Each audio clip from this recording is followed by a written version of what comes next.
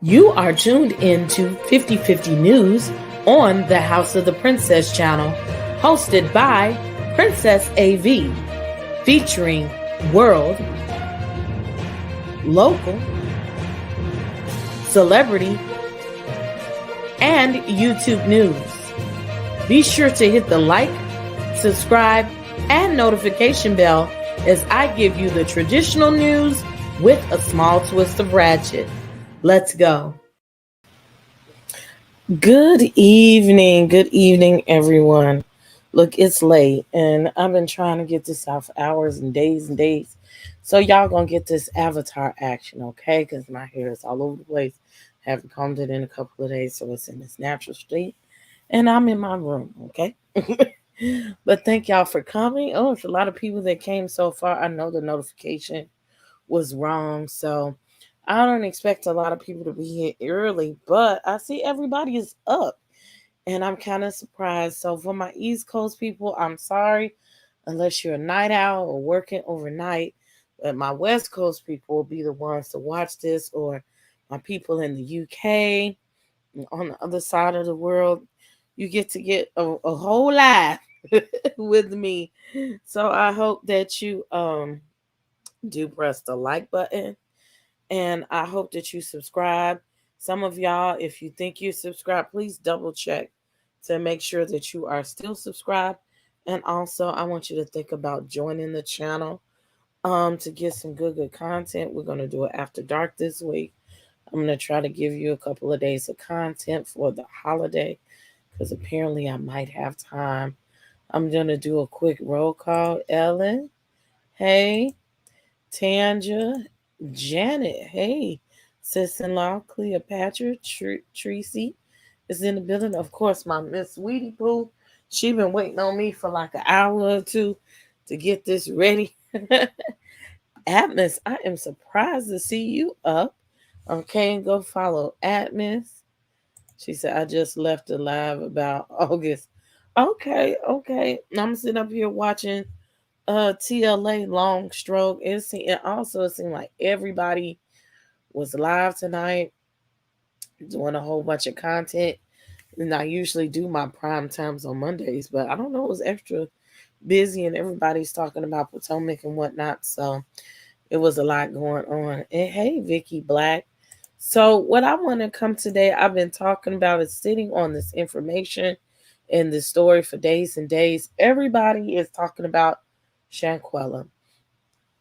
And of course, I tell y'all, I don't need to be the first. I just want to be one of the best. And I also don't like to do a whole bunch of videos on one subject. I prefer to hit it and quit it if I can. But right now, of course, it does not seem like I'll be able to hit it and quit this video. But I do have a lot of info that I'm going to pack into a quick video and just, well, it won't be so quick, but I'm going to pack all this information and move on as quickly as possible. I'm not sure if I'm going to open up the phone lines or not, but anyway it goes, I'm just going to get to the point. And I do want to say, as a person that is more of a journalist than a content creator, it's important to me to be factual. What I learned in school is you have to be non-biased about what you're reporting and try to stay on task as much as possible. And as I've been hearing this story, I've heard so many different rumors. I've heard so many different versions of this story, and I want to disseminate the information straightforward as possible.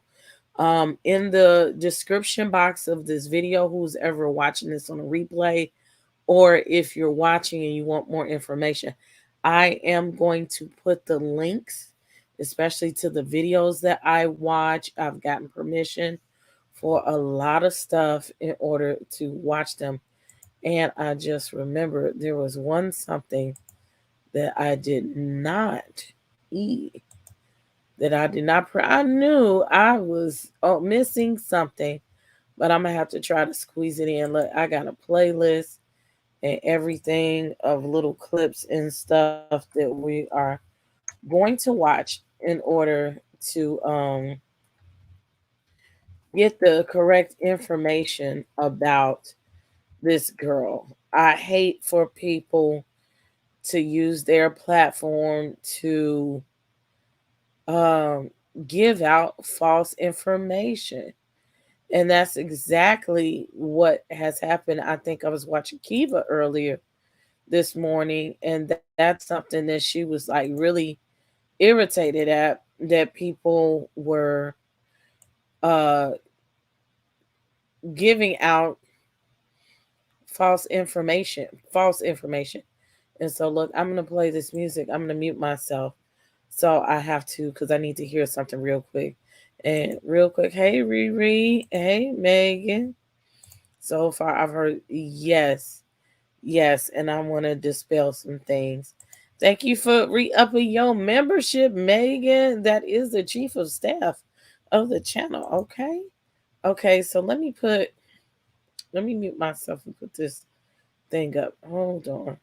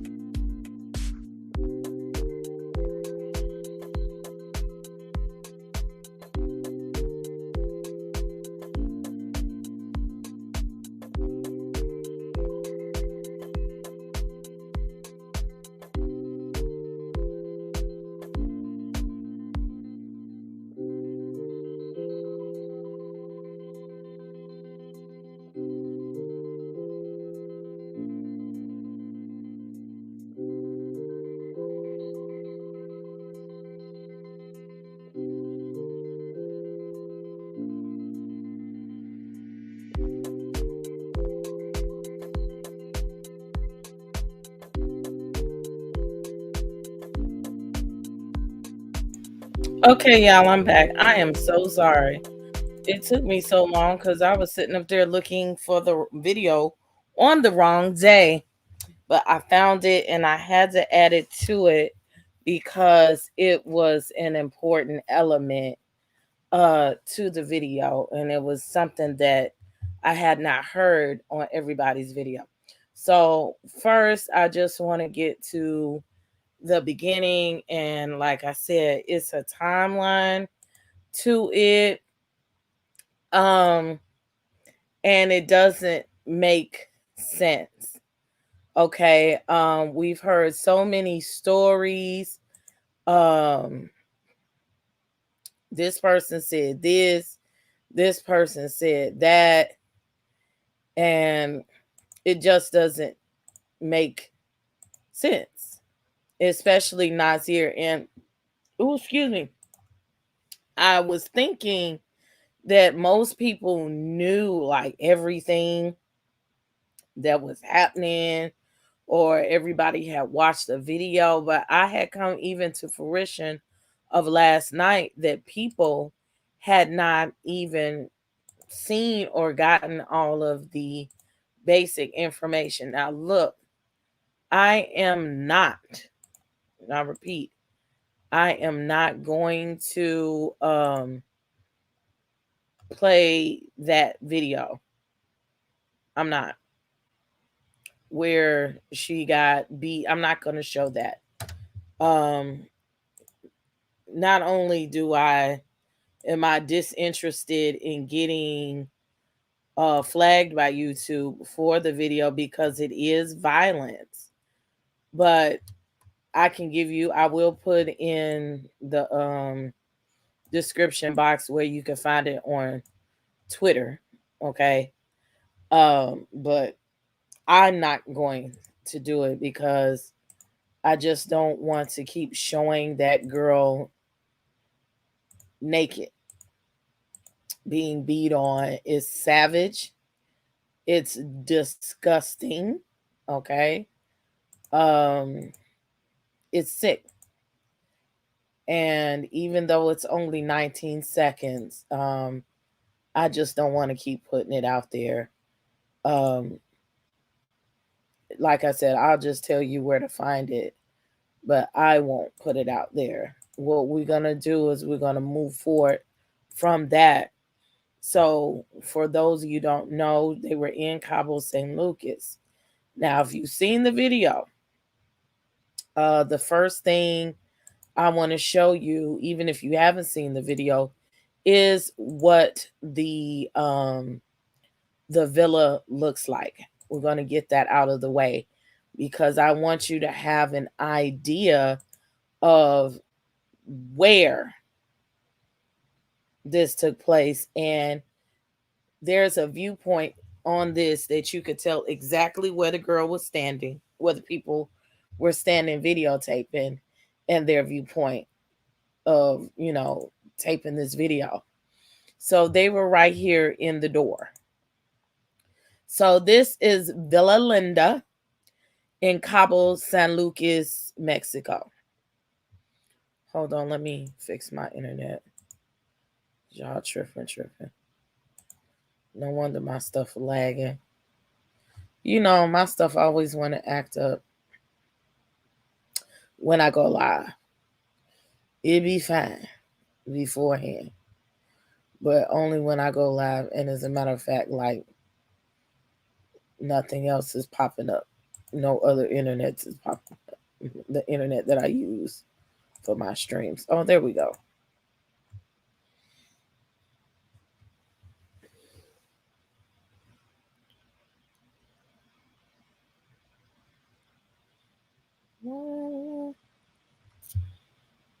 Okay, and it's taking all day. It's not.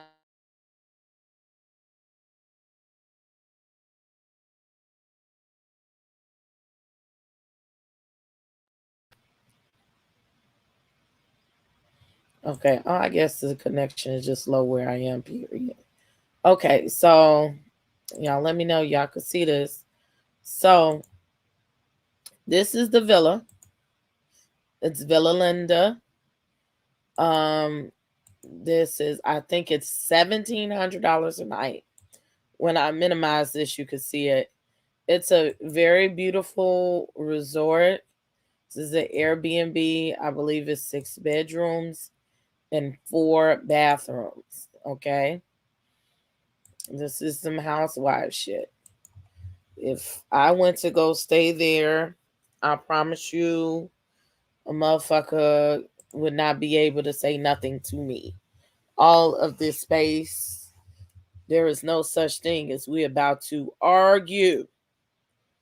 Okay? How can you argue or have dissension in such a spacious area, in such a beautiful place?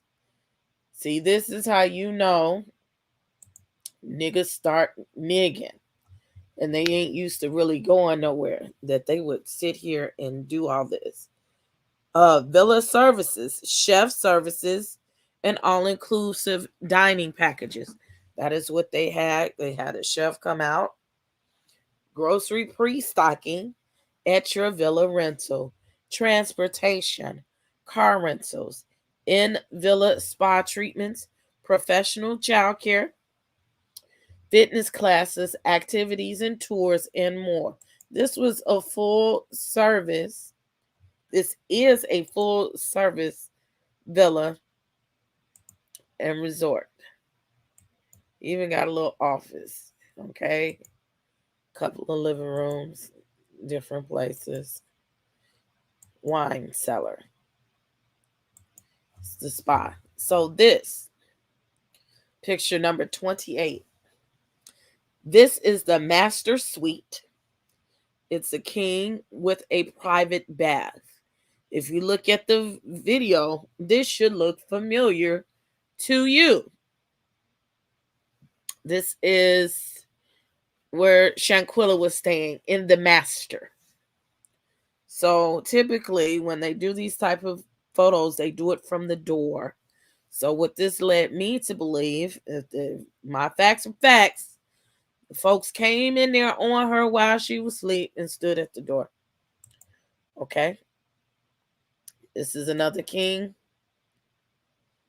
or that's almost identical to her room. Full baths. Beautiful. Beautiful villa. Okay. 24/7 customer service, dedicated concierge throughout your stay. Please note, dedicated concierge throughout your stay. That means they could call somebody to help them at any and every time. So this is Villa Linda Resorts. They were in Villa Linda 32. Okay. $1,782 a night. Okay, they have one with 5 bedrooms, one with 8 bedrooms. Okay. And they were in 32. Okay, and this is all the stuff that they get and get. Somebody said to me they wouldn't return. Okay. They were right on the beach, all this good stuff. So I wanted to put that up there just to create context first. Can you give more personal information about Shanquella business life too? She was very successful. Yes, I am going to investigate that. I know she was a hair braider. I did look at some stuff. I want to verify it fully. I had read that her net worth was $5 million. So I need to investigate that. You know, I like to cross reference in order to make sure that that might be true. But they said when they do valuation, that don't mean that's how much they got in their pocket. Okay, but they said her net worth is $5 million. I also heard on another source that, it very well might be true. For some people, I think I was on Chef Don Don's channel. And shout out to Chef Don Don, go follow him.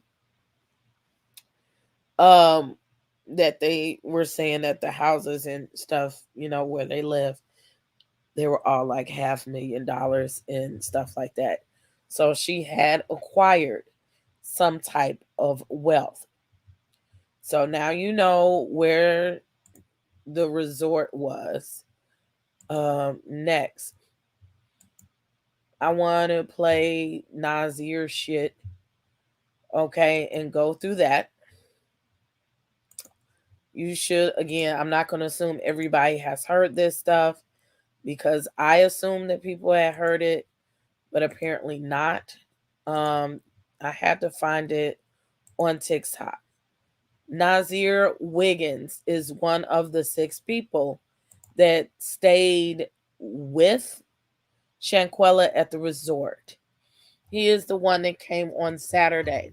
They arrived Friday, and I know it was a video that came out today. I just don't want to show it. Where they were drinking and carrying on, and um, they had the chef and they had tacos and drinks on Friday night. They got drunk.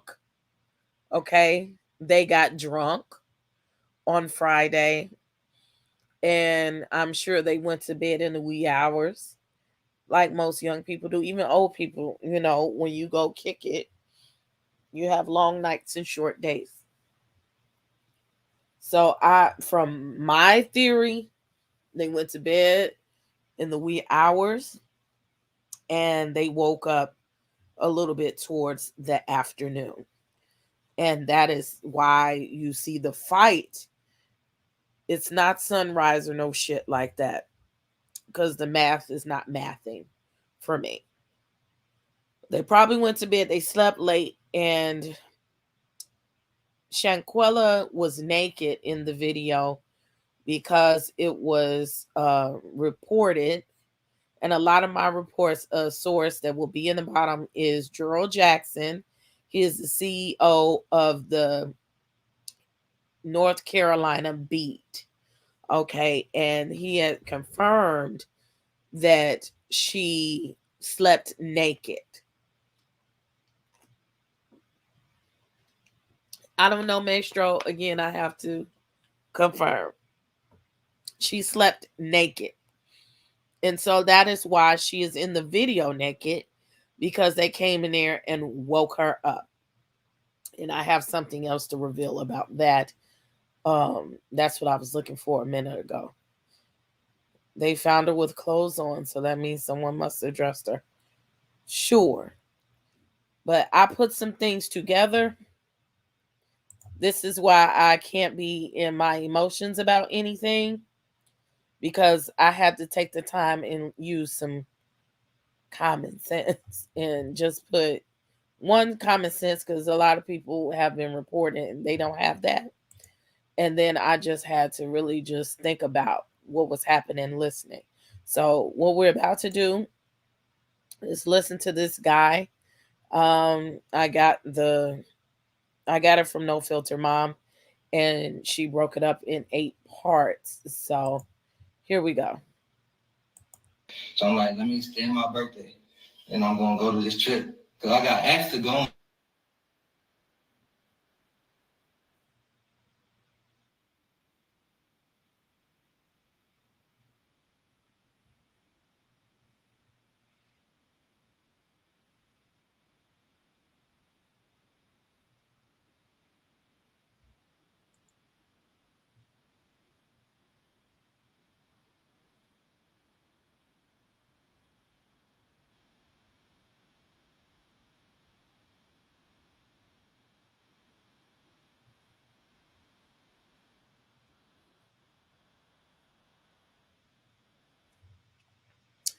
You know, even with that, I don't know who the hell goes to Mexico for a day.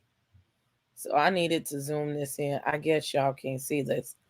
And I don't know how to zoom it in for you. This is my schedule. I made notes of the timeline and how it worked based on what he says and what other things say and some new findings. And I'm gonna tell you, this man is lying. But with some new facts that came out today, part of his story is not a lie. it exonerated him for some things, but he still ain't tell the truth. It does not take this long to get naked. Were they going for a swim naked? I think it meant, just get your swimsuit on or whatever. Um, they doing, young folks things. You couldn't hear him. Okay. Miss Weedy Pooh said, y'all not hitting the like button.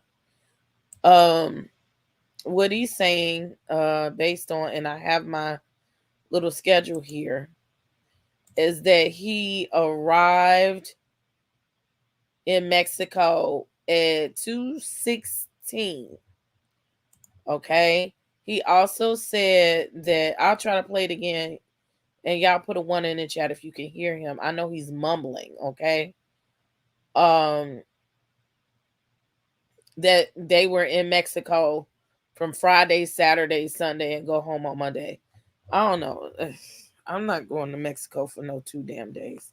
I promise you that. Like, he didn't get there till Saturday and the trip over on Sunday. Man, get the fuck out of here. That's too much money to be going out the country, man, for a day. I'm gonna replay it. Let me replay it.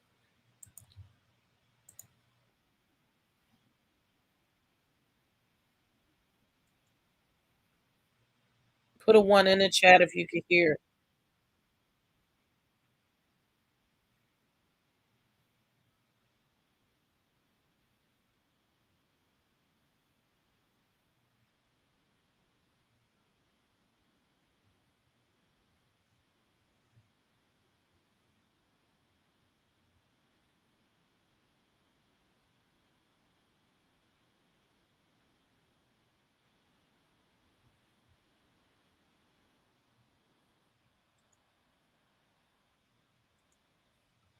Could y'all hear that time?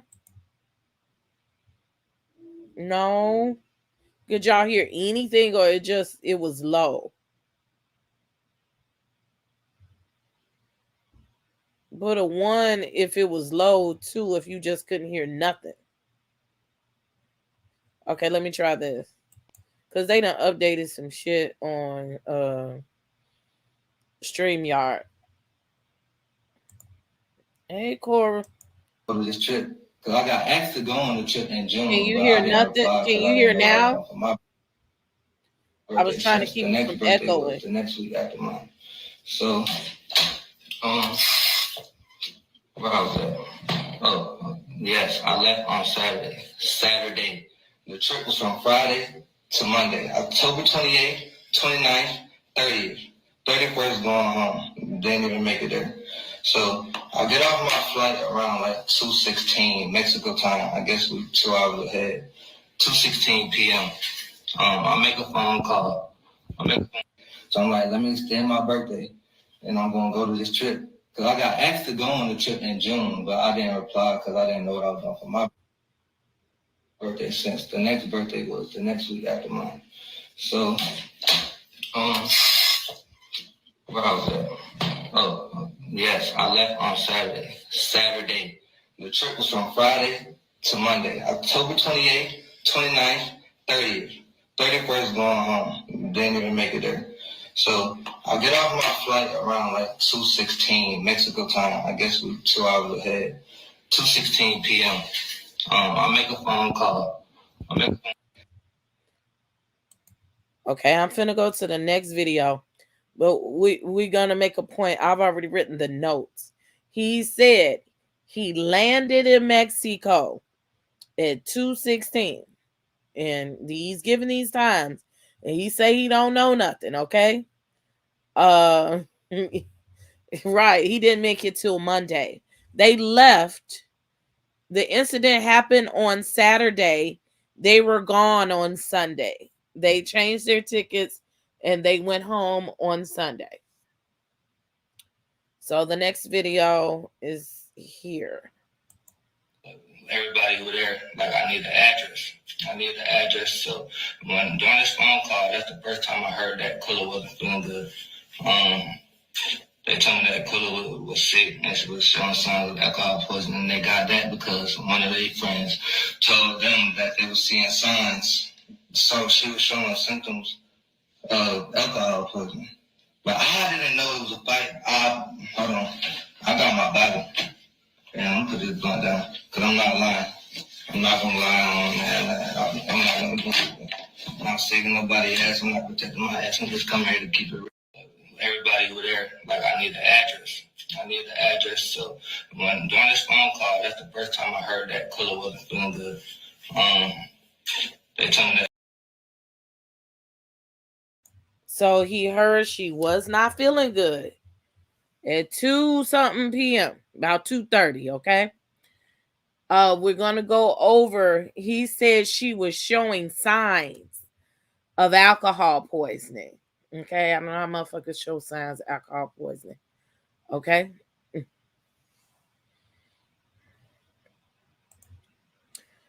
He told his mom what happened. In their report, she made a post for people to pray for him as he was flying home.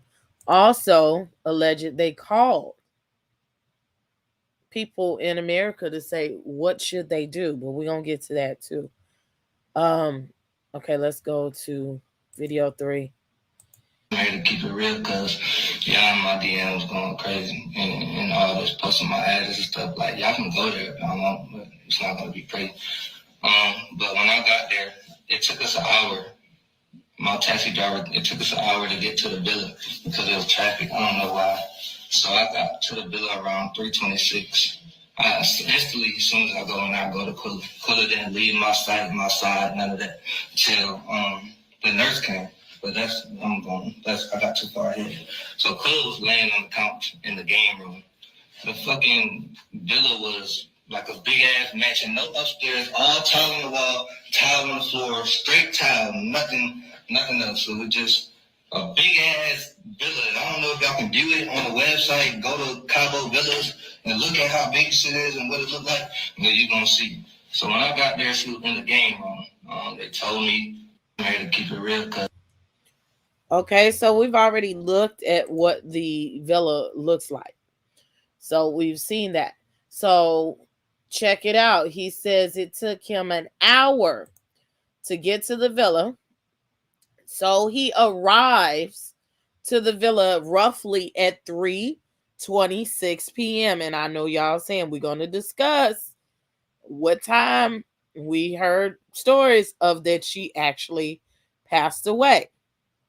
He said she was laying on the couch in the game room and never leaves her side. Okay.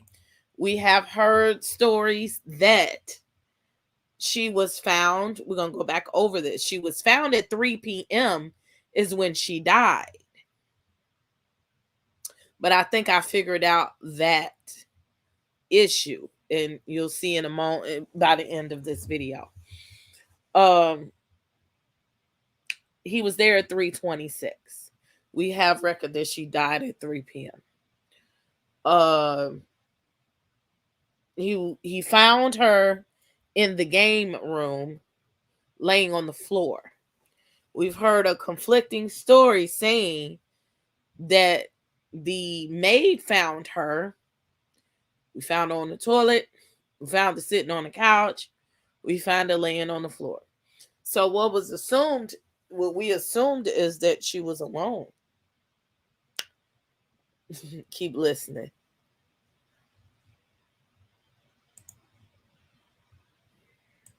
They told me she was not feeling good, so I instantly go to her, put on her side, get a bag, and all of that. So I'm sitting right next to her the whole time. I was crossing my heart. I hope that I was there the whole time in the game room, and then they was talking about cooking, so we made it to the living room.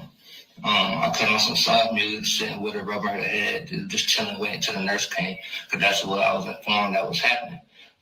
At first, I was told that it was a male coming, and then a female showed up. So by that time, I skipped another thing. Quilla wasn't found dead. She wasn't found dead. The maids found her slumped over the toilet in her room. That's what they did find her, slumped over her toilet in her room. That's what I was told. Okay.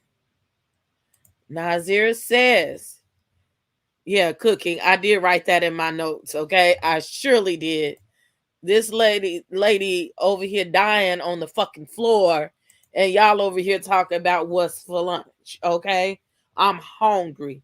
I guess you do work up an appetite after you spend hours beating somebody's ass, okay? And nearly killing them, okay?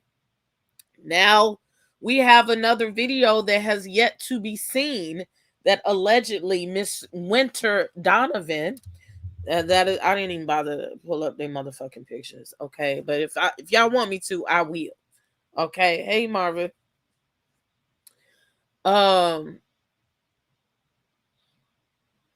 she allegedly, after the fight that we saw with Miss Desjanae Jackson, that she gave another fatal blow to Miss Shanquella. She body slammed her in the bathroom. So we do not have facts on that. That is still alleged. Okay. It is alleged. Nobody has facts on this. The father mentioned this in a video with Gerald Jackson. But that's the light skinned girl. I'll show you the light skin. She's of mixed race. It's Winter Donovan. So they said that she fought Shanquella as well. Excuse me. And that was part of the fatal blow to her losing her life. But again, I don't have facts on that. We've just been repeating this information without any facts. They find her slumped over her toilet in her room. That's what I was told. Quilla was not dead. Okay, also, if she was slumped over on the toilet in her room, that means that she left the bedroom. Okay, so there is a chance that she could have dressed herself. There is a chance that she could have dressed herself. When I got there, yeah, boom. So it's like, okay, so when I get in there, I go in, I see Kula, I see she chilling, I put her aside. I go out and make that video where I'm talking about I'm here, that I Kula get up. I'm thinking like, damn, we got stuff to do. ATVs, a boat, dinner. I missed the chefs, I missed everything. Anyway, so that. So I'm like, damn, I'm thinking, Kula, let's get up. I say. Everybody that know me heard me say this shit. That was my first video when I got there, or second, because I made a video of me pulling up to the villa. But he was cutting up the guy.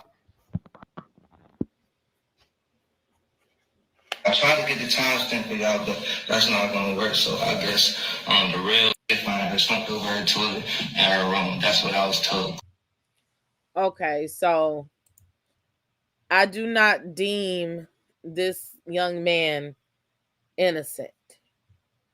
But it's obvious once you go through the facts that he was not aware of all the goings ons in this situation.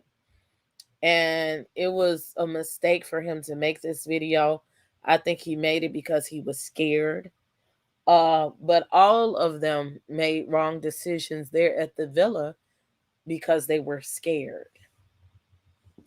Get up, all that. That sounds like some teenager shit. It doesn't make sense. It doesn't make sense. You know, a person is fighting for their life and y'all are not acting upon it. Okay, so this one I can find it on another channel. The seventh part, the volume was taken out because of what he said. One shot, one smoke, one blunt, didn't do anything. I went straight to Quilla. She was not found dead. She was found unresponsive. Yes, unresponsive. She was unresponsive. I tried to get her to talk to me and all that, but it was none of that. There was none of that going on.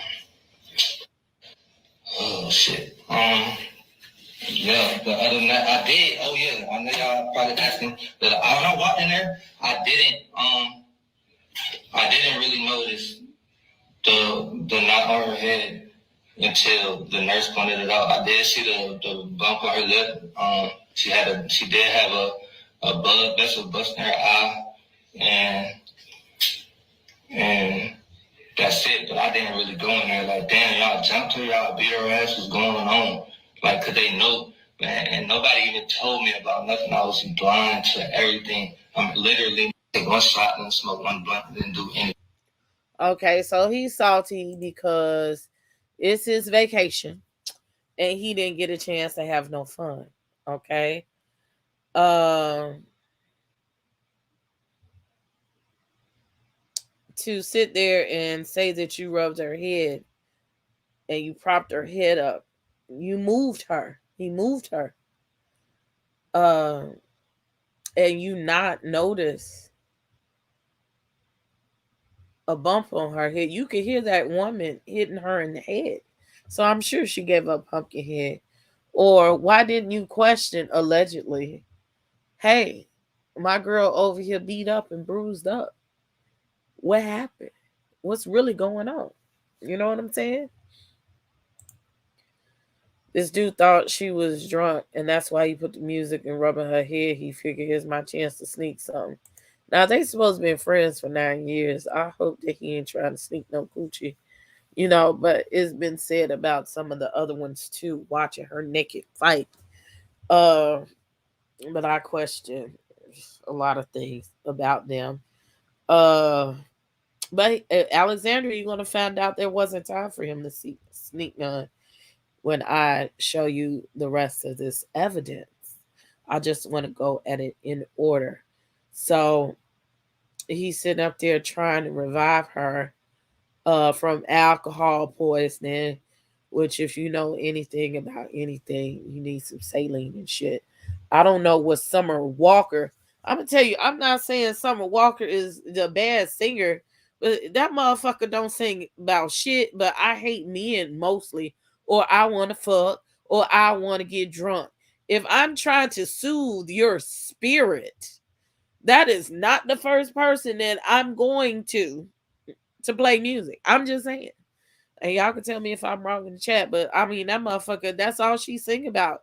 The last album, they were talking about, ooh, it's so great. And she was like, I'm finna beat your sad bitch ass. Like, or I was here first, or I can't stand him. Like this last album was very, very kind of toxic and anti-man. So I'm trying to figure out, okay, this is nice music to listen to. Okay, I guess. But let's continue. It's almost done with him. In there, giving her my all. Like, come on, girl. We're 2,000 miles away from home. 2,000 miles away from home. Don't nobody deserve this. Don't. Damn, 51 questions. So at this point, he's panicking. I wasn't there. I don't have those answers for you from Friday to 3 o'clock when I got to Cabo. I just don't have them answers. I posted my flight itinerary. When I got there, I can't make that up. I can't. I really don't know what else to do but show y'all fucking the real tickets if I could even find them when I landed and didn't land. But I could post the video, I could show the video, it's gonna show the timestamps because it's in my archive. I got there at 3-something p.m. I made my first video at 4:26. That's in there giving her my all. Like, come on, girl, we have 2,000 miles. So, I mean, real quick in this video, you could tell he was nervous and the crowd was fucking with me. He had 7,000 people in this live looking for answers, and he just didn't have it. He just didn't have it. 26. That's me outside by the pool. Got it out saying, Quilla, get up, let's go. We got stuff to do. Let's go have fun. There was no fun in that. There was no fun in that. There was nothing good coming from that, man. I went in there, whipped my bag, put it down, went to the game room, went to the living room, stayed there. The worst time of my life. And now y'all on here trying to say I killed her. Me, the nigga that got there a day late. A day late. The nigga y'all didn't see in the video. I have 1,030,000 tattoos. Do I sound like I was in that video? Go listen to it again. Do you hear my voice in that video? Like, come on, bro. Y'all niggas is really stupid. The bitches is stupid. The old ladies, all of y'all are stupid. I don't care who's asking me because I have all my time spent.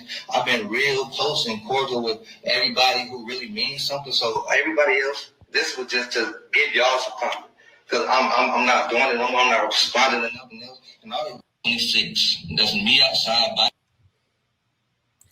So you could tell he was getting heated and desperate. You know, he's hiding something, obviously. But when he got to respond like that, he doesn't know how to respond. And again, this is why I say he shouldn't have did the damn video in the first place, because he doesn't know how to respond. And he needs a damn lawyer. Yes, this part. Where's my mouse? He's annoyed. He's annoyed. Listen, all that shit, y'all have fun. Y'all have fun. Y'all know y'all hurt me. I said, I'm not hurting me. I'm not bothered by this. Because I know the truth. Me and God know the truth. To the house, I talked to the on this internet. And I cut the comments off because I know y'all being mad. What's the word? Listen, all that shit, y'all have fun. Y'all have fun. Y'all know y'all hurt me. I said, I'm not hurting me. I'm not bothered by this. Because I know the truth. Me and God know the truth. To the house, I talked to the on this internet. And I cut the comments off because I know y'all being mad. What's the word? So that's all for Mr. Nazir Wiggins. That was his video. So before we move on, let's just go quick to the case. He says he arrived in Mexico at 2:16 p.m. He arrived at the villa at 3:26 p.m. And I know some of y'all in the chat have a conflict because they said that she died 15 minutes after contact. And that was around 3 o'clock that she was dead, right? So we think about, well, how the hell can you do all that shit that you saying if she dead? It makes no sense. For me, and I'm looking at the death certificate, it says time of death 1500 at 3 o'clock. So I'm wondering, and this is from the United States, right? The Ministry of Health, Susanna Guerrero. What I'm speculating, right, is that the date and time of death is 1500, which is 3 o'clock. It may have been 3 o'clock Eastern Standard Time. Okay. That's the only thing I'm going to think of, because I got some other shit to come up with this timeline that conflicts with what we know. And this is some new stuff that came out today. So first, let's listen. And well, let me show you. Let me show you on this one real quick, in case you haven't seen the death certificate. And we're going to look at this twice.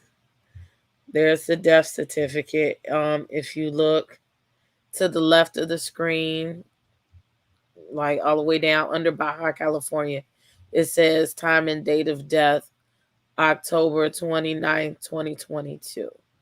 Baja California, Sur, Mexico. So this is like a property of the United States. Okay. And if I need to see if that property is West Coast time, because that would also mean that's an hour behind regular Mexico. And I didn't think about that till a second ago. But Cabo San Lucas is on basically our Mountain Standard Time, which is 2 hours behind North Carolina. So that's where I come up with my theory on that. But it's definitely some conflicting issues with that. Let's listen to what mom says before we go into some more stuff. 3 p.m. would be 1 p.m. Right. Yeah. So it would be five. They're 2 hours behind North Carolina. So yeah. But I'm saying I think it was 3 p.m. Eastern Standard Time. But I could be wrong. But I know I got some shit that came out today that counter.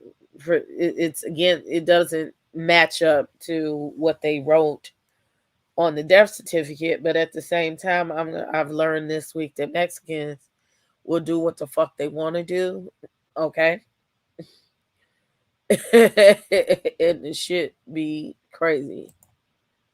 Okay, no, that's not it. That's lead. Okay, here we go.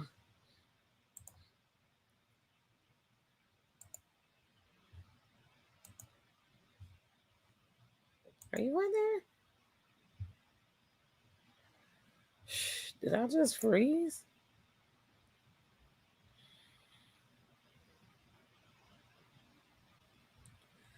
Yeah, I froze for a second. Okay, here we go.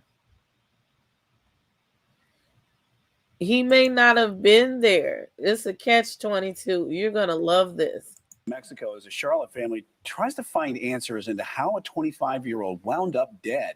Well, conflicting reports now have them now wondering what really happened at a villa in Cabo San Lucas. Morgan Francis tonight spoke to the family and joins us now here in the studio. So, Morgan, when did all this happen?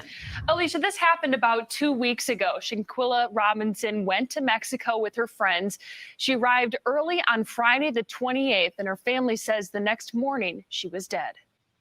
It was supposed to be a fun, long weekend for 25-year-old Shanquella Robinson and her group of friends who went to Cabo to celebrate one of their birthdays. She told me they had a chef. They was getting ready to eat. They was eating tacos, something, salad or something they was eating. And I said, well, okay, I love you. Have a good night. And I will talk to you tomorrow. And I never talked to my child again. And she never made it back home. Robinson's mom, Salamandra, says within 24 hours of her daughter's arrival, she was dead. Figuring out how or why has only added to the family's nightmare. It started with a frantic call from Robinson's friends. They said she wasn't feeling well. She had alcohol poison. They couldn't get a pulse. Each one of the people that was there with her was telling different stories. It's when the family made calls to the FBI and Mexican authorities that they learned of another potential cause of death. The autopsy came back. They said it didn't have anything to do with alcohol. Say that she had been, she had a broken neck and her spine in the back was cracked. She had been beaten. Salamandra says the entire group came back from Mexico, leaving her daughter's body there. Nearly 2 weeks and $6,000 later, her body is back home. But answers have been hard to come by. You know, I know that's not going to bring my child back, but I want something done about it. Queen City News has spoken with officials at the U.S. State Department in Mexico who refute the claim that Robinson was murdered, saying the police's initial indication is that there was no clear evidence of foul play. Here in Charlotte, her family refuses to believe their daughter's death was an accident, and they vow to find the truth of what happened that night in Cabo. She had a heart of gold. She loved everybody, and pretty much everybody loved her.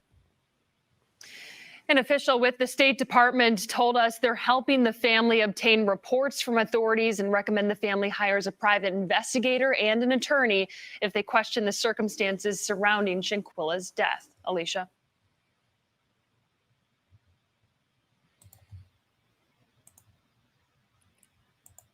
Baja California is a Mexican state. Okay, that's good to know. So we know that mama, like, she had different stories and they didn't tell her the truth. Where is this playlist? It's all supposed to be in a playlist and my computer is lagging. And I do apologize. I think I got a lot of stuff open and I'm trying to get it closed so that it won't uh what you call it lag, and the internet is acting stupid today. Just tonight though. Okay, we went past that one. So I don't want to watch the lead attorney yet. And from what we found, uh there just has been a lot of conflicts in stories. That's some BS. Welcome to my show. Okay, so look, we're going to divert really quick. Gerald Jackson in the North Carolina beat. Okay. He talked with the family. And he's supposed to have an interview with the sister. He did a live today. And she just had so much going on that she took a second to pop in today and said that she will still do an interview with him. The interviews you've been seeing have been with the father. And that man is heartbroken, okay? But he has a few. I just want to show some clips from his video. And again, it'll be in the link. The link will be in the chat after this video. So you can watch the full video and you can get all of the information straight from the horse's mouth. I'm not going to be like, I know a lot of people have been taking this video and just clipping it and smacking up and flipping it, rubbing down. But I try to ask people's permission to use their stuff. Okay? Deprived indifference because they left the scene of a crime. But did they? Didn't mom say in an interview that someone asked her for $5,000 to take her to the hospital? And mom says she has insurance. Actually, I believe that was the dad too. But they never sent them money. Okay? And this is the live that this happened. So first thing we're going to dispel is even T.S. Madison allegedly made this mistake. Uh-oh. I don't know if y'all can hear me because it froze. Quit playing with me. Okay, it froze. T.S. Madison allegedly made this mistake. I didn't watch the live, but everybody has been saying, hey, Queen Cascade, I knew somebody from the UK would be over here. Okay. That this girl, Dejanay, that fought Shanquella is transgender. Mr. Gerald Jackson has said over and over again that that is a lie. If y'all really look at that little photo that was there, it's obvious that it was photoshopped. Okay, it was definitely photoshopped. Same outfit and everything. This is the passport of Miss Dejanay Imani Jackson, and all of the people, their passports have been revoked or suspended. They cannot leave the country. Okay. So don't worry. A lot of y'all were, oh, they're going to leave the country. Oh, they're on the run. They are not far that the FBI can't tap them on their shoulder. They're just gathering evidence before they're tapped on the shoulder.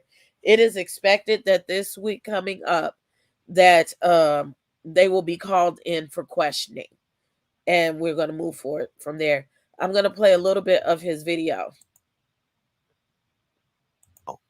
So the picture going around that she is a man, that's not, no, someone photo edited that. You know, people are going off on her, going ham on her, calling her ugly, calling her this. So they trying to do everything they can to make her look like anything. She's a female. Okay. So this is Dejanay's passport that has been revoked. Okay. This is the passport that has been revoked. All right. This one here is Nazir Tyree Vincent Wiggins. He is from New York. He was born October the 22nd, 1997. He's a male. This is his passport that has been suspended. So the only place y'all can flee is to New York and Connecticut. And where y'all from? Can't go nowhere else. Because the popo gonna be knocking at your door. The popo knocking at your door. This right here is Elise Michelle Hyatt. Her sister passed away on, I believe, the 28th. And they really convinced her to come, told her that, hey, this is going to, ease your mind. And, this trip will help you deal with, your loss or whatever. Her sister This is just Elise died. Michelle Hyatt. Okay. Her passport has been suspended. She was born January 16, 1995 from North Carolina. This one right here is Malik Dyer. Malik is a promoter in Connecticut. And, he's still been promoting parties, they say. He got one coming up. They're moving on as if they did nothing, as if they have no responsibility of anything. While this family is going to be laying their daughter to rest, their niece, their sister to rest Saturday in Charlotte. And y'all going on with your life. Khalil on Snapchat smoking hookah. Probably watching right now. Hey, jailbirds. This is Malik. The only other ones the other only passports I don't have is I don't have Thank you, Queen. Shanquella's. I don't have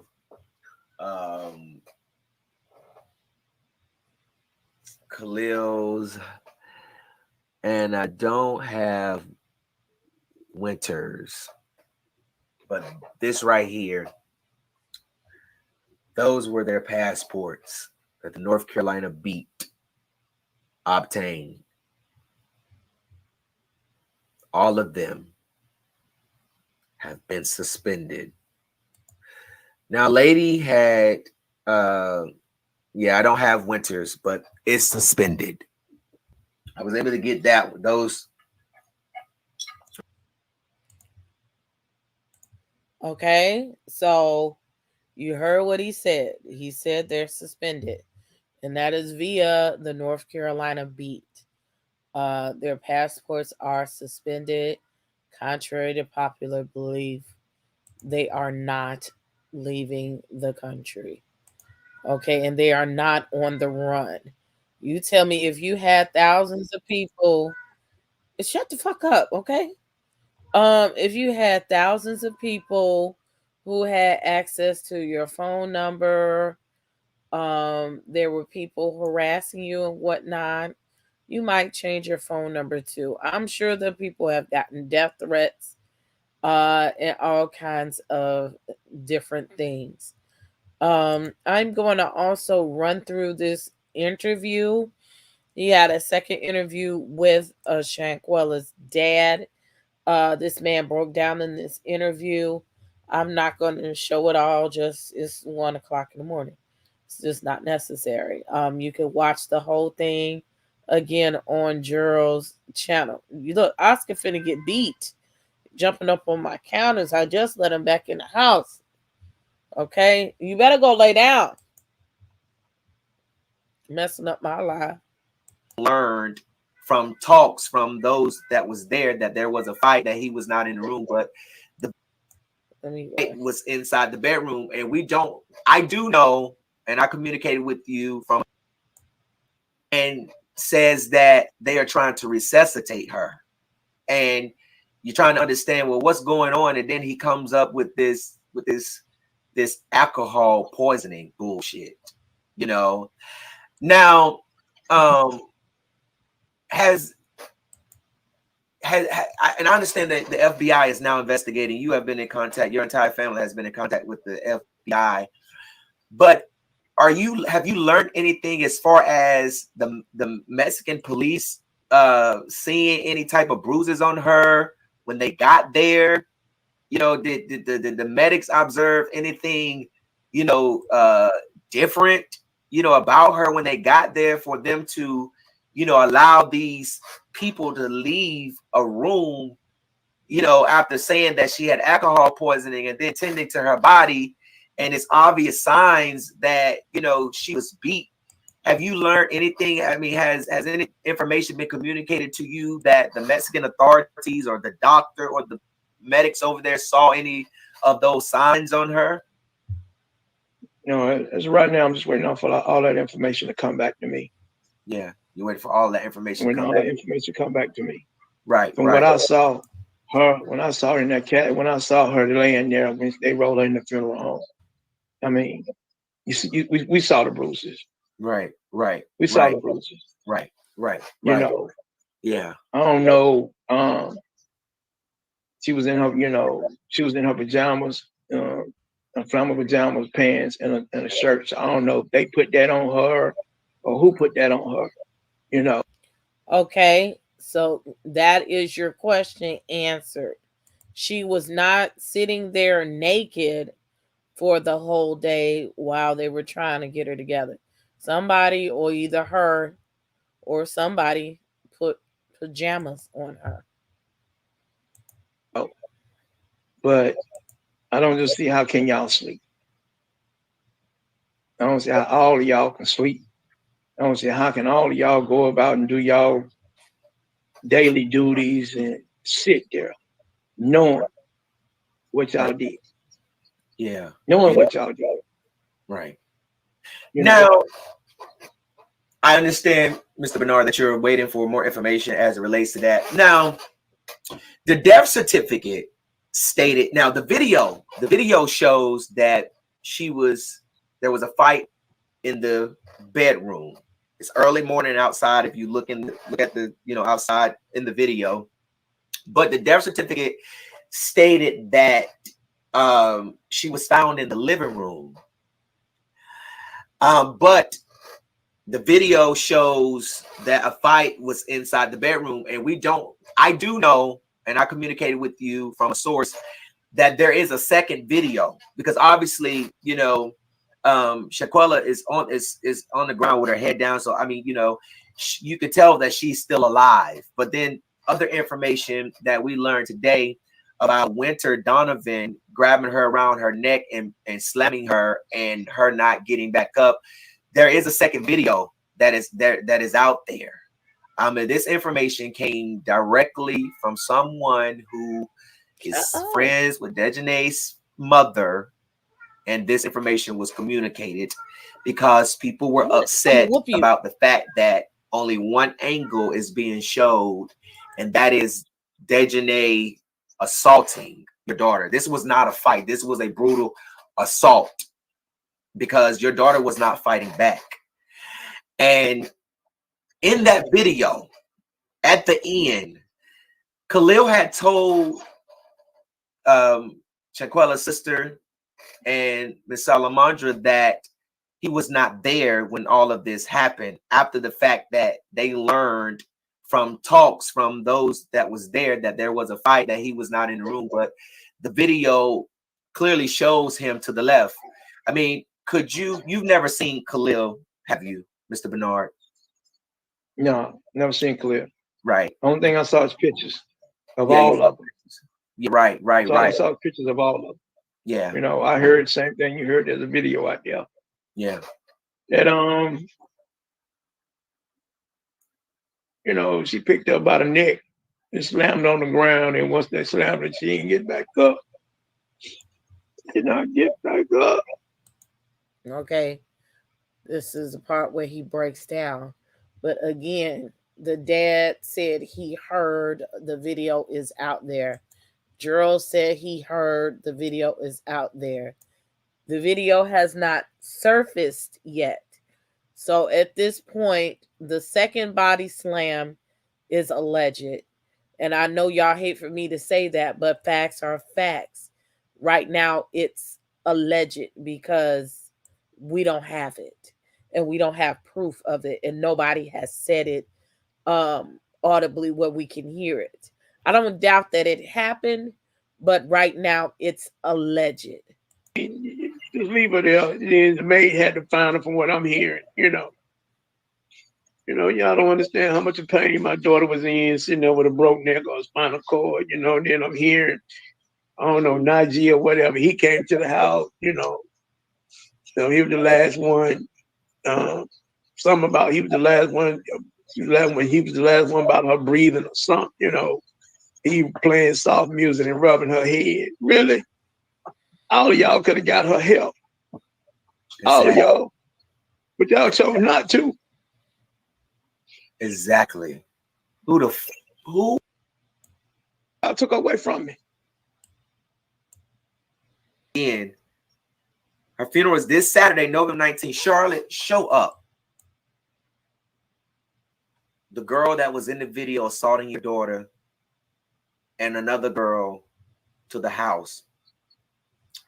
And Shanquella's sister, has stated that. Let me back that up just a little bit. Again, her funeral is this Saturday. Charlotte. Mr. Bernard,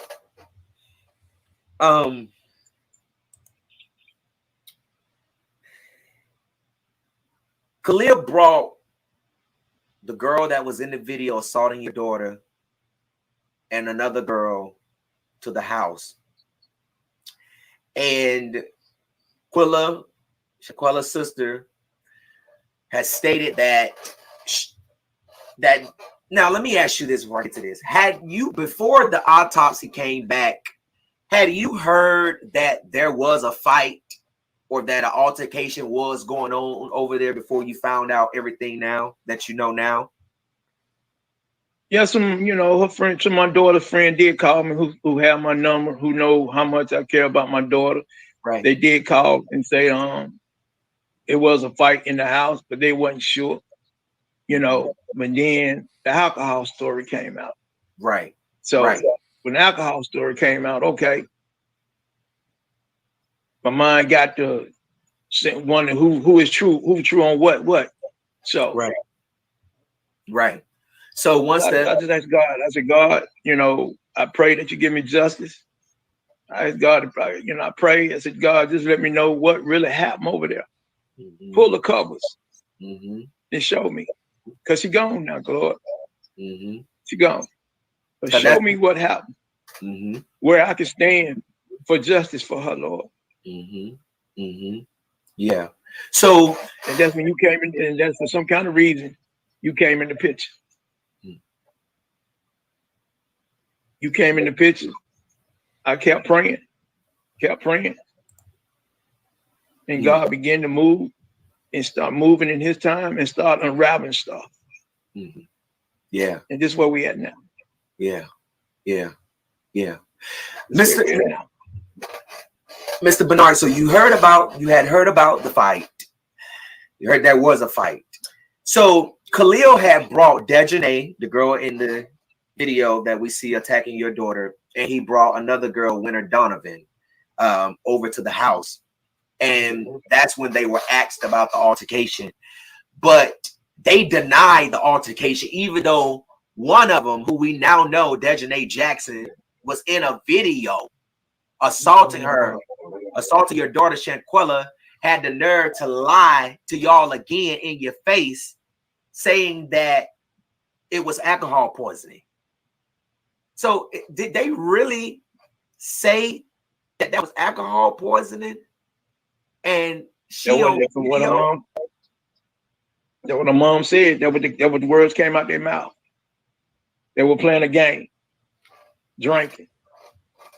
That was the statement they made to her mom and her sister, or everybody who was around over her sister's house, because they was asking questions. Right. So that's what they told. And so I guess, that what her mom, sister, everybody went with until I got the information. Mm-hmm. because that alcohol poison did not sound right for me. No, Right. not at all. Right. No, she don't drink like that. I know that for a fact. Right.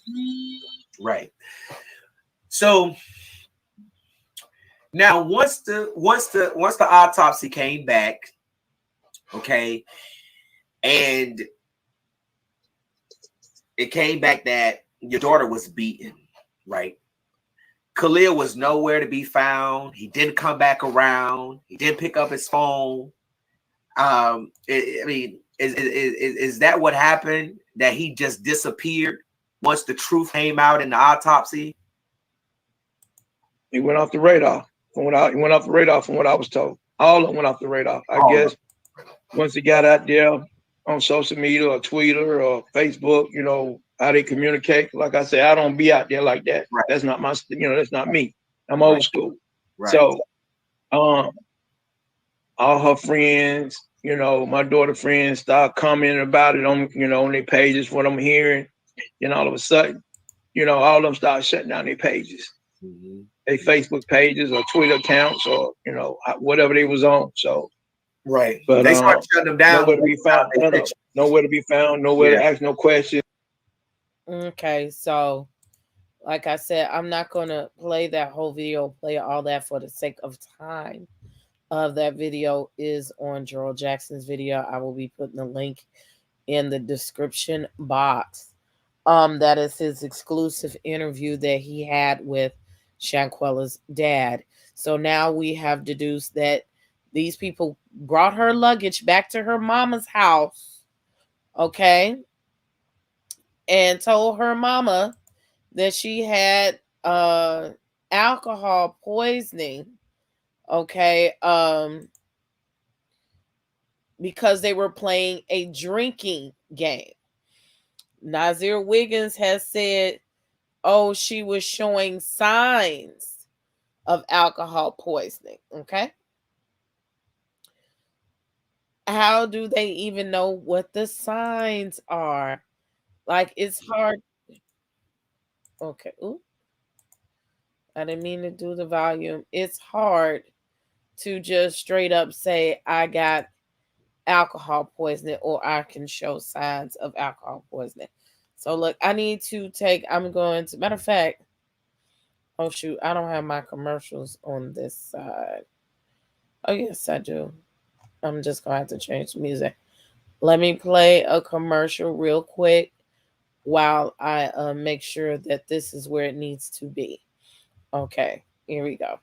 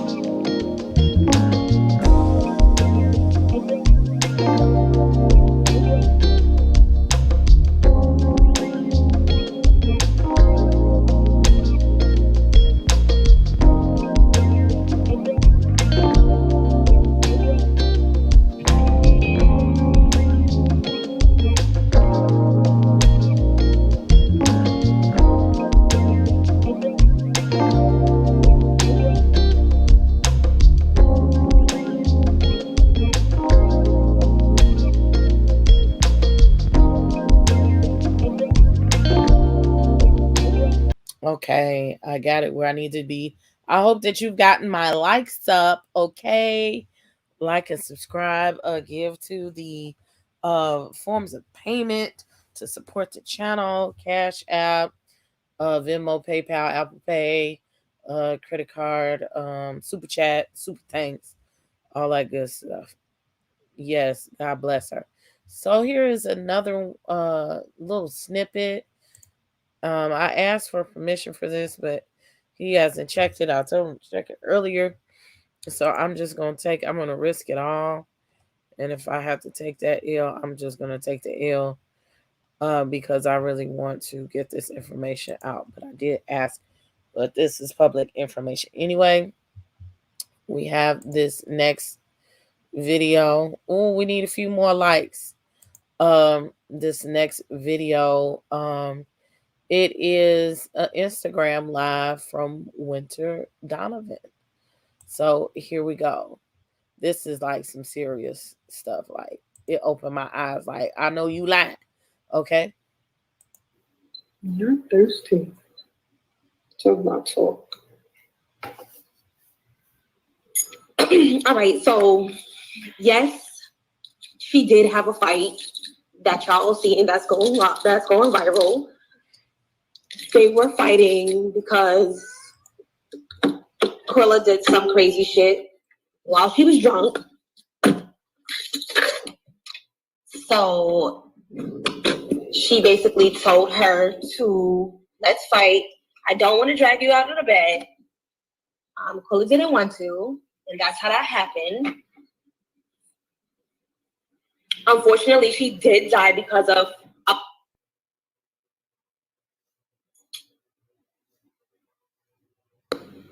on the bed. So I don't know.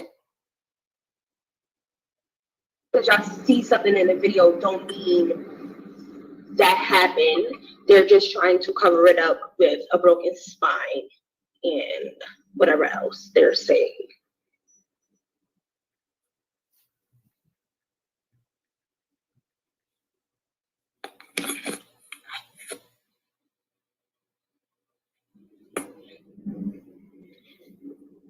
You all like y'all.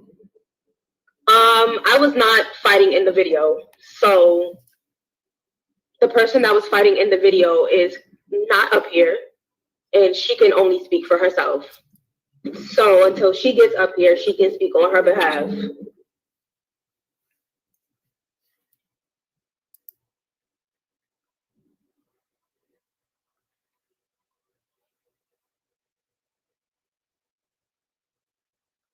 Bad. That's what happened. That's how her spine broke. Stupid asses.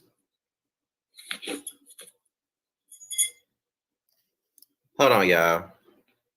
We're talking because we were there. There's multiple people there, not just the girl that was fighting. So I'm confused. What's the question you're trying to ask?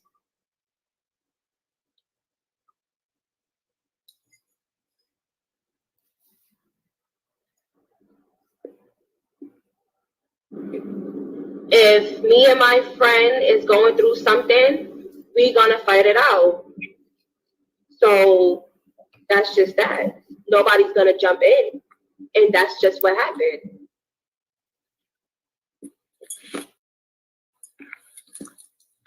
But she didn't want to fight though.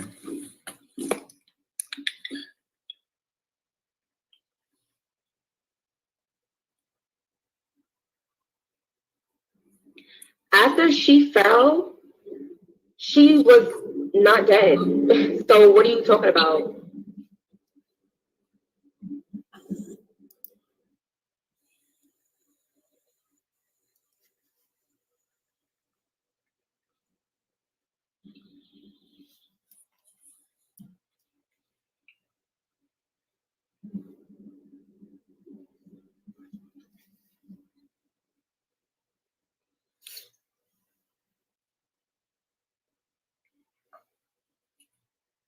Y'all, I think that's it because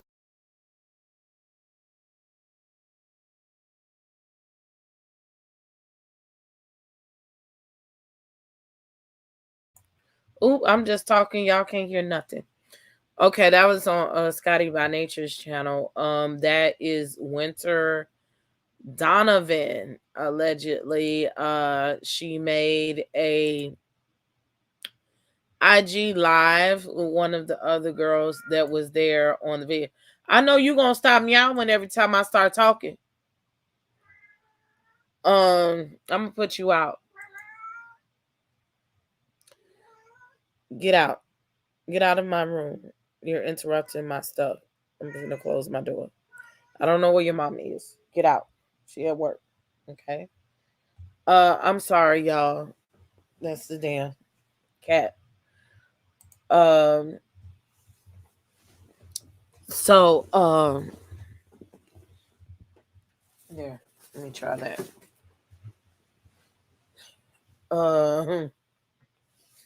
You couldn't hear it at all. Well, some people heard it, but I'm going to give you the synopsis of it. That was Winter Donovan.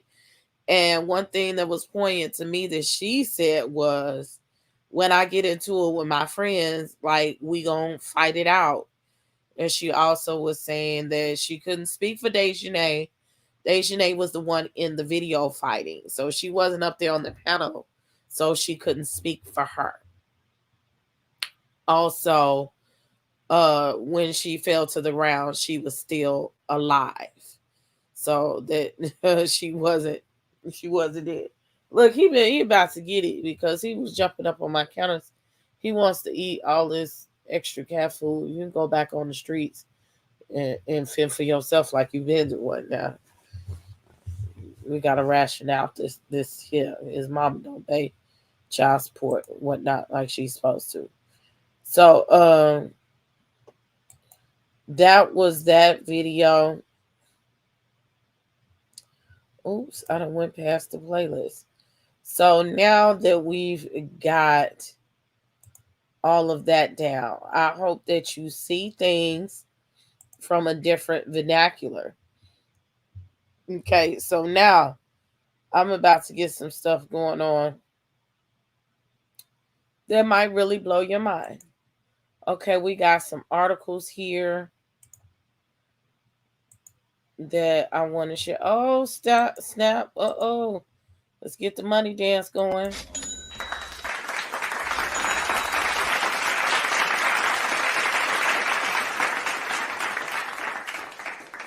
Thank you for my super sticker. Thank you very much. Now, first, I just want, I know Beautifully Animated was putting it in the chat. And girl, we is on the same thing. I like to make sure people are fully informed and not misinformed. Okay. This is alcohol poisoning. Now, Nazir says she showed signs of alcohol poisoning. Like, you don't know what the hell a motherfucking alcohol poisoning is until the doctor really tell you, okay? And you need to go to a doctor if somebody got alcohol poisoning, okay? So this shows you what is an alcohol overdose. An alcohol overdose occurs where there's too much alcohol in the bloodstream that areas of the brain controlling basic life support functions such as breathing, heart rate, and temperature control begin to shut down. Symptoms of alcohol overdose include mental confusion, difficulty remaining conscious, vomiting, seizure, and trouble breathing, slow heart rate, clammy skin, dulled responses such as no gag reflex, which prevents choking, and extremely low body temperature. Alcohol overdose can lead to permanent brain damage or death. What tips the balance from drinking that produces impairment to drinking that puts one's life in jeopardy varies among individuals. Age, sensitivity to alcohol or tolerance, gender, the speed of drinking, medications you are taking, and the amount of food eaten all can be factors. Alcohol use and taking opioids or sedative hypnotics, such as sleep and anti-anxiety medications, can increase your risk of an overdose. Examples of these medications include sleep aids such as zolpidem, isopicolone, and benzodiazepines such as diazepam and alprazolam.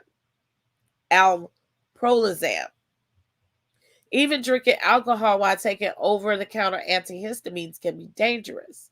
Using alcohol with opioid pain relievers such as oxycodone and morphine or illicit opioids such as heroin is a very dangerous combination.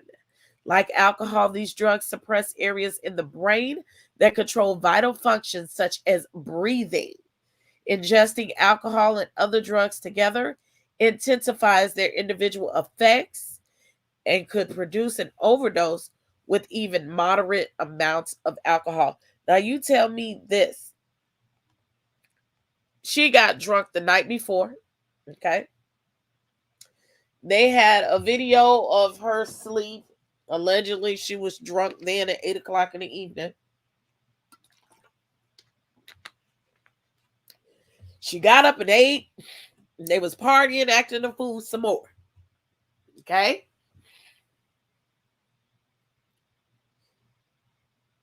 They woke her up and beat her ass. And they sold this story to Nazir too. She not feeling good. She got alcohol poisoning. That girl never even got up and had a drink of alcohol. Can you imagine getting in a fight and first thing like, little girl, let me go get a couple of shots. You know what I'm saying? Like, if y'all don't get the fuck out of here with this, okay? Gone somewhere. I just finished getting recertified for my TABC license certificate. You call 911 immediately. Yes, ma'am. Call for help. And congratulations, beautifully animated. Congratulations. If you felt that way, don't bring your ass in here. God damn. If you felt that way, then you should have called 911. So with that being said, I have another, I can close that. I have another article, okay? But first, also, she didn't die of alcohol poisoning. When they did the other, autopsy, they said that, well, you saw in the death certificate, it says that she died from, let me name it correctly, okay? Severe spinal cord injury and atlas luxation, okay? So we've been saying, that's a broken neck or whatever, but I just wanted you guys to see it, okay? See it for yourself. This is what it is in detail. What is atlas luxation? And this comes from the Queen City News as well. Meaning explained from Shanquella Robinson's death certificate. Queen City News has reportedly obtained Shanquella Robinson's death certificate, which lists her cause of death, severe spinal cord injury, and atlas luxation. That, the outlet explains, is instability in the uttermost vertebrae. The word luxation refers to dislocation of part of the anatomy, such as a bone at a joint or lens of an eye. And those are examples that are given by the Merriam-Webster dictionary. And the atlas, plural atlases, is a name for the first cervical vertebrae. In layman's terms, it's the top bone in your spine. It is in the neck and gets its name from Atlas, the Titan in Greek mythology, whose punishment is to support the globe. The atlas bone supports the head. Understanding what an atlas luxation and atlas tonal luxation means in anatomical terms. If luxating is the act of dislocating something and the atlas is the first bone in your spine, then the meaning of atlas luxation is simply that the top vertebra is moved from where it is supposed to be. Scientific literature, it seems to refer to it as commonly as atlantoaxial dislocation or atlantaxial luxation. That's because the second spinal vertebrae is called the atlas. The joint between the atlas and the axis is the atlantoaxial joint. It is a pivot joint and allows for rotation only. If it rotates too far, it seems that's the case of rotary luxation of the atlas. In Shanquella Robinson's case, as Queen City News writes, the meaning of the cause of death being axis luxation is something caused by the uttermost bone in her spine to move out of place. Can it cause death? Atlantoaxial dislocation or atlas luxation does not always cause death. And that's what it looks like. But in 2014, literature review in the Global Spine Journal does describe it as a rare and potentially fatal problem. I read somewhere else that only 70% is a 70% cause of death. If not treated properly, it can cause permanent neurologic deficits or sagittal deformity. That's to do with the straightness of the spine. If severe axis luxation without surgical treatment, the authors of the review state it can lead to respiratory failure. This is important. Respiratory failure, neurologic symptoms, and ultimately death. They also refer to such complications as vertebral artery injury and respiratory distress. But it's worth pointing out that according to the above research, the vast majority of causes of atlas luxation or atlantoaxial dislocation does not occur as a result of trauma. So what can cause atlas luxation? A purely traumatic atlantoaxial dislocation in the absence of another predisposing risk factor, reads the above report, is extremely rare. Most of medical literature on atlas luxation has to do with congenital causes such as Down syndrome, skeletal dysplasia, Goldemar syndrome, and Markriot syndrome, and inflammatory causes such as associated with a chronic rheumatoid arthritis. According to Queen City News reporting, the group Shanquella Robinson was staying with called the concierge for help. The concierge then called a doctor who administered CPR. Quella died 15 minutes after her injury, the outlet reports. Her death certificate has a section that reportedly reads, was accidental or violent? Was it accidental or violent? Question mark. The answer apparently reads yes, meaning it's unclear whether the axial luxation that's listed as Shanquella's cause of death is believed to be caused by an accident or violence. It's in this vein, therefore, ABC7 writes that the mystery still surrounds North Carolina woman's death.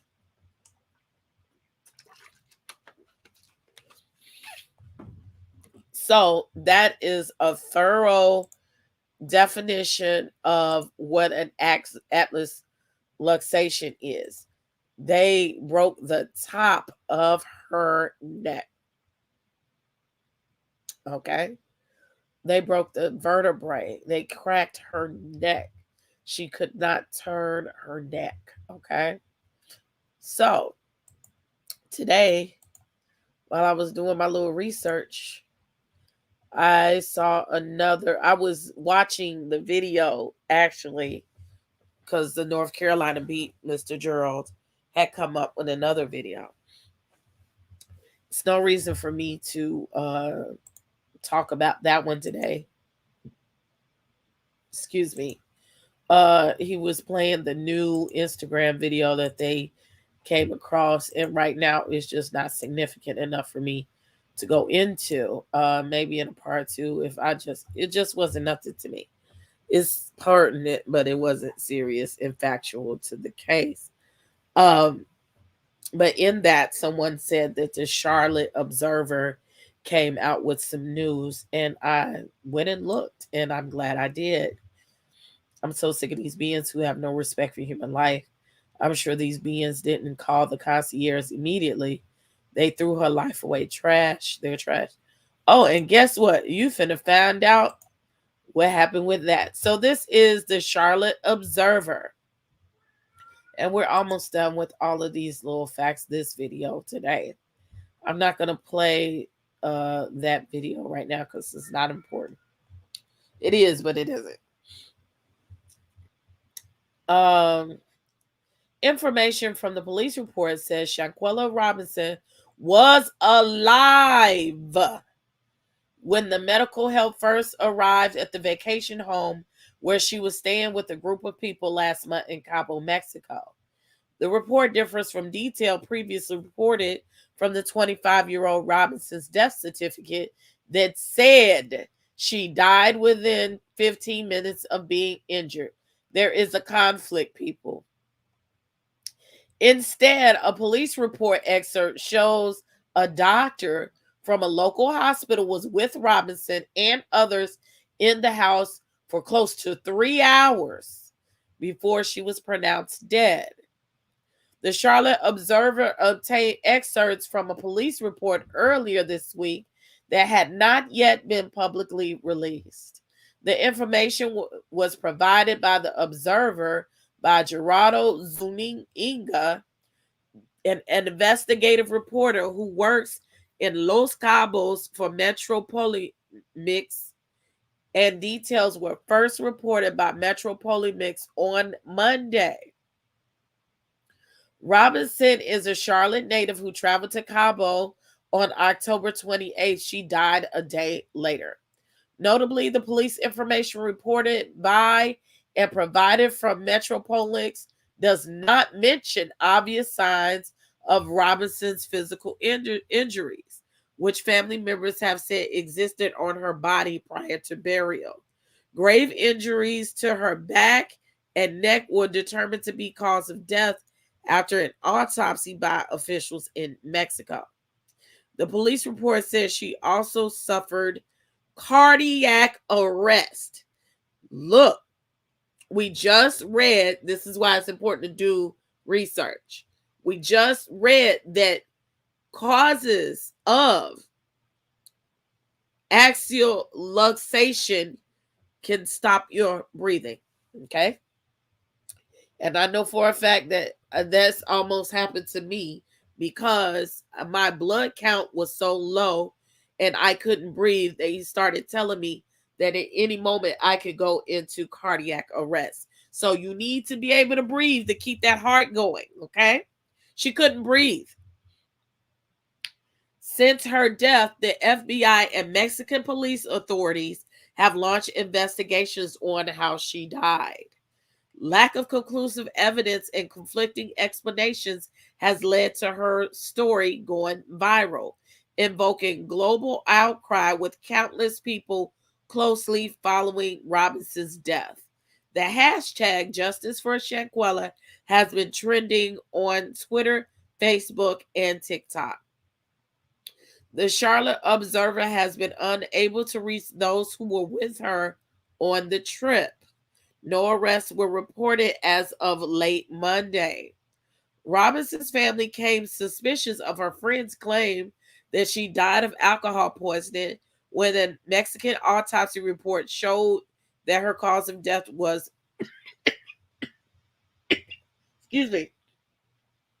severe spinal cord injury and atlas luxation. Atlas luxation is a form of a neck injury.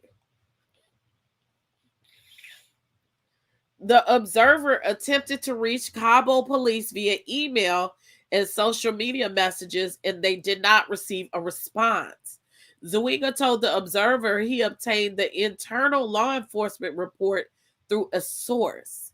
Robinson's family did not return multiple calls and messages. Shanquella Robinson's police report. The information from the police report shows that at 2:13 p.m., October 29th, the medical help was summoned to Villa Linda 32, a property run by the company Cabo Villas, located in San Jose del Cabo. Okay, and this goes back to my timeline. I told you this is going to blow your mind. Nazir said he landed at 2:16. These people were calling for help at 2:13. You welcome, girl. I love to just have the truth out here, okay? So when he landed, they already knew that they have fucked up, okay? They may or may not have told him the whole truth. He just said he heard she was sick and might have had alcohol poisoning. I don't know if that's true or not, but he knew something was wrong when he touched down, okay? Around an hour later, Dr. Carolina Beatriz Orlinas Gutierrez of American Medical Center, a local hospital, arrived to treat Robinson. According to the report excerpts, house calls to the vacation rental for routine, non-emergency medical services are common in tourist hubs in Mexico. So this is the first place where they fucked up. They called the concierge for help, and what they did was minimize what was wrong with this girl, okay? If they had made it an emergency, I do not think that they would have taken a whole hour to come and see her. They made that lie up that she had alcohol poisoning, and I'm sure that they used to motherfuckers getting drunk every day, okay? They did not make a sense of urgency to the police. So they had a chance to save this girl's life, and they did not. So if they called the police at 2:13, okay, the doctor arrived at 3:15, around 3 o'clock. That's when they said they was dead. She was dead. So that was actually the time that the doctor showed up. Nazir arrives a few minutes after this doctor gets there. So there's already commotion there. What his problem is now is he did not want to snitch, but he fucked up already. He shouldn't have said anything. There was already an uproar when he got there. And they were minimizing what was wrong with this girl. And they probably did say, okay, we got the nurse coming. But guess what comes? Let me keep reading, honey. This gonna really piss you off, okay? Trigger warning, okay? The Observer confirmed with American Medical Center on Monday that Gutierrez is employed there. The hospital did not respond to requests for the medical and autopsy reports. It is unclear in the police report excerpt who called for medical help, but the reporting person is listed as Winter Donovan of Greensboro. And I'll pull a picture up since y'all keep asking. Donovan is one of the 6 people identified by family, friends, and media sources as a person Robinson was traveling with. Donovan could not be reached to comment, and her phone listed on the police report excerpt has been disconnected. This is also, Winter Donovan is also the girl who allegedly body slammed Shanquella a second time, and that was supposedly what was a fatal blow to her paralyzation, okay? The police report excerpt is in Spanish, and according to a Charlotte Observer staff translation of the document, Dr. Gutierrez says she was told Robinson had drunk a lot of alcohol, and the medical call was for Robinson to be given an IV. Again, They downplayed what was wrong with this girl, and the doctor was listening to them, and I'm sure they might have had a language barrier as well, okay? The police record indicates Gutierrez found a female, understood in the report to be Robinson, with a stable vital signs, but dehydrated, unable to communicate verbally, and appearing to be inebriated. Okay? Now, who's to say they ain't throw no liquor down this girl's throat? Okay? And she probably was still a little tapped out from the day before. The doctor reported that she believed Robinson needed to be transferred to a hospital, but her friends, and I use that term loosely, her friends insisted that she be treated in the villa. Dr. Gutierrez attempted an IV but was unsuccessful, according to the report excerpt. It is unclear what medication was in the IV. So that was also a part of Nazir's testimony. And he said I've read that they said that the IV didn't go in because she had a seizure while they were trying to work on her. So these are some other things that could have played a part in her paralyzation. I hope it didn't, but again, they were 3 hours trying to get her resuscitated. The information from the police says that the doctor was there for close to an hour when Robinson began having a seizure. The convulsions from the seizure lasted less than a minute, according to the report. At this point, the patient's friend named Winter Donovan called 911 to request an ambulance, according to the Observer's Spanish to English translation of the report. This was around 4:20 p.m. So you watch this girl suffer for hours and fucking hours before you acknowledge how serious this shit was and tried to get her some help. This girl suffered as she died. In the meantime, the patient presented with difficulty breathing and a lowered pulse, and they gave her rescued breaths. So that's what they're talking about. They was giving her CPR. Now, allegedly, Winter works in the medical field, okay? The doctor, along with a friend, began administering CPR at 4:49 p.m. when Gutierrez detected Robinson had stopped having a pulse. Police arrived and talked with the doctor who was treating Robinson at 5:25 p.m. It was not clear from the information in the police report exactly what time the ambulance arrived at the 911 call. The report information indicates paramedics administered a total of 14 rounds of CPR, 5 doses of adrenaline, which I think that affects your back too, and 6 discharges of AED shocks without success.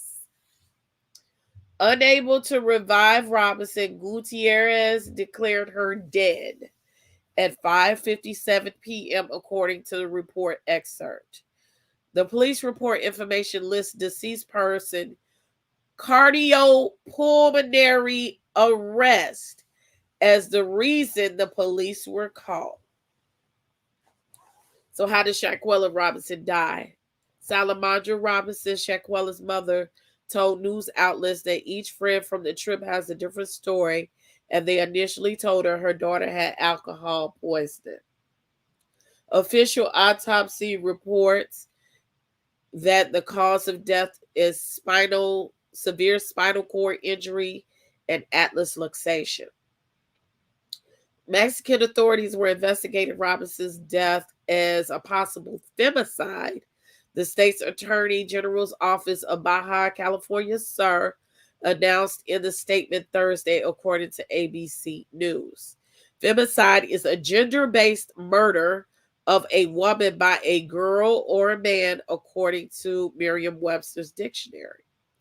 FBI began investigating Robinson's death amid conflicting reports, and the agency confirmed in a statement last Friday to the Charlotte Observer and other outlets.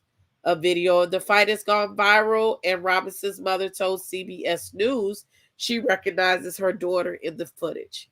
The footage shows a naked woman, barely verbal, being hit and punched in the face multiple times by another woman until she falls to the ground. A person not seen in the video is heard saying, "Quella, can you at least fight back?" The FBI says they have seen the video.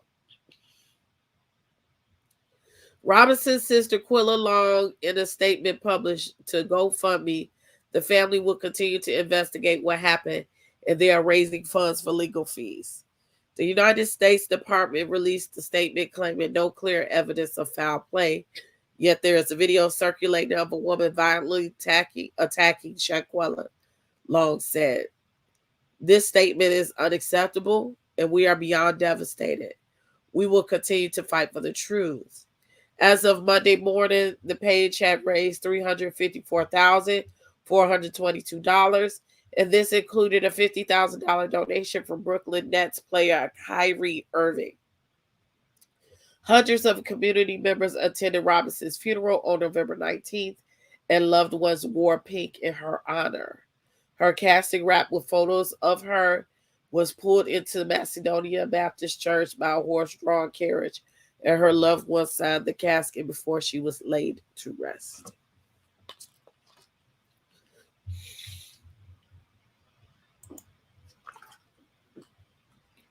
That was posted today by the Charlotte Observer.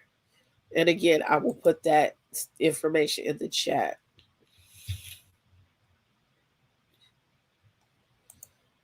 So they did that final blow, so she won't say anything. I don't know. I think this got out of their hands. That they just really fucked up because they were stupid. Okay? Yeah, they wanted to cook. And hey, me. They wanted to know what was for lunch while the girl lay in the bathroom in the room fucked up about to die. Okay? Excuse me. Yeah, I found that weird too. Like, how were they not able to take over the situation and take her to the hospital?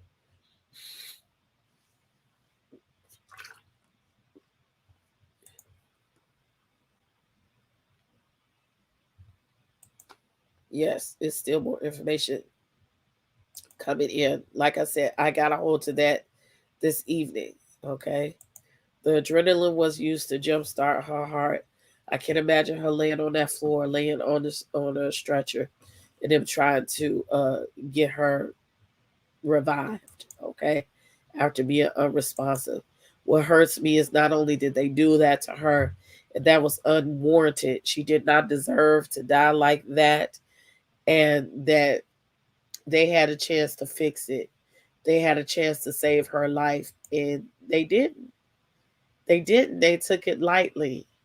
And they didn't realize that what they had done took that girl's life. And they had went too far. So look, I got one last thing to share. Okay.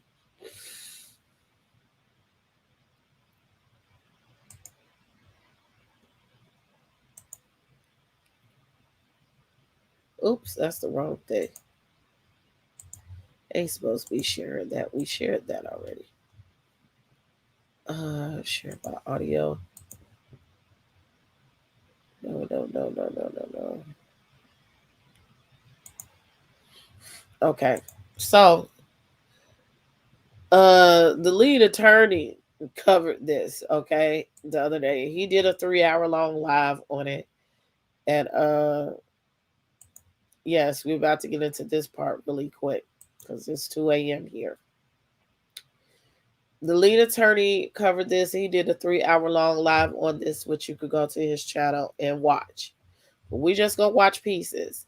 And I love the medical aspect of this, okay? And he was like, your ass is going to jail. And he let us know in various parts of this video. I didn't say start. Oh, my shit just keeps freezing. Stop. Anywho, I'm trying to get it to stop because you can't hear nothing. Thank you. Stop.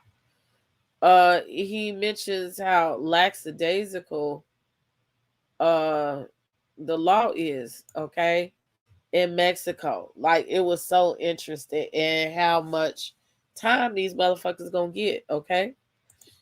So let's go into this really quick. What does it say? Let's take a look. A close look at the homicide laws in Mexico. This is what our folks are going to be facing. Says, this came out in August. Have you ever heard the term homicide? It's when one person takes another person's life, right? In other words, homicide can either be intentional murder or unintentional manslaughter. Mexico's homicide rate is 28 homicides per 100,000 people. While the rate of the Mexico's homicide is slowly dropping, it remains higher than it's been in over 30 years due to factors like violent cartel operations, with an average of 94 homicides happening per day in Mexico. It's no wonder why the country's homicide laws are extremely strict. But how do the homicide laws work in Mexico? This is what I want to talk to you guys about. Let's take a look. Let's be honest. These 6 people, they're going back to Mexico. They're going back, right? First of all, they're all poor. They're all young.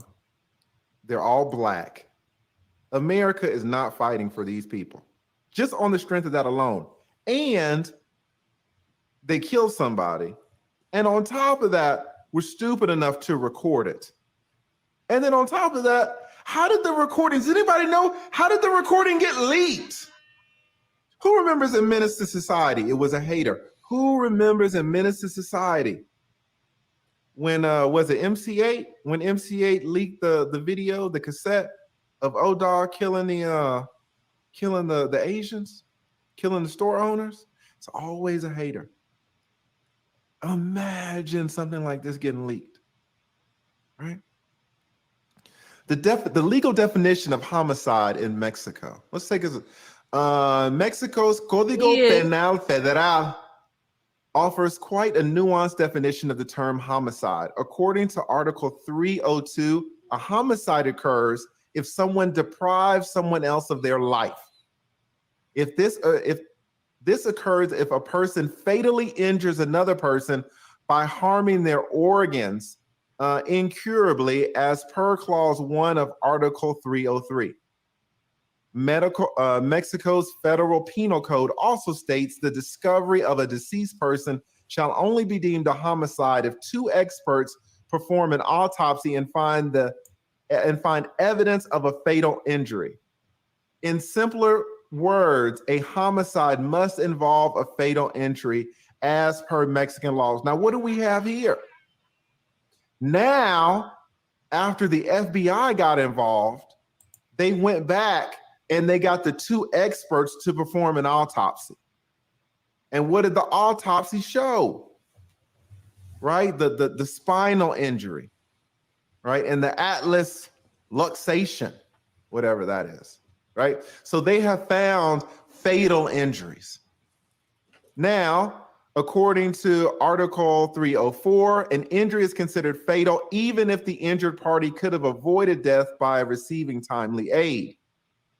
Right? On the other hand, an injury isn't considered fatal if the deceased passed away to a cause before the injury. Potential causes include the ingestion of harmful medication, botched surgeries, or living a lifestyle characterized by excess or recklessness. Interesting, Jesus Christ.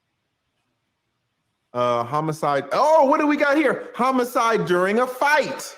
This is exactly what we have. This is exactly what we have right here. Homicide during a fight. It is understandable for people to get involved in a scrap over a disagreement in places like bars or nightclubs. But what if it results in someone's death?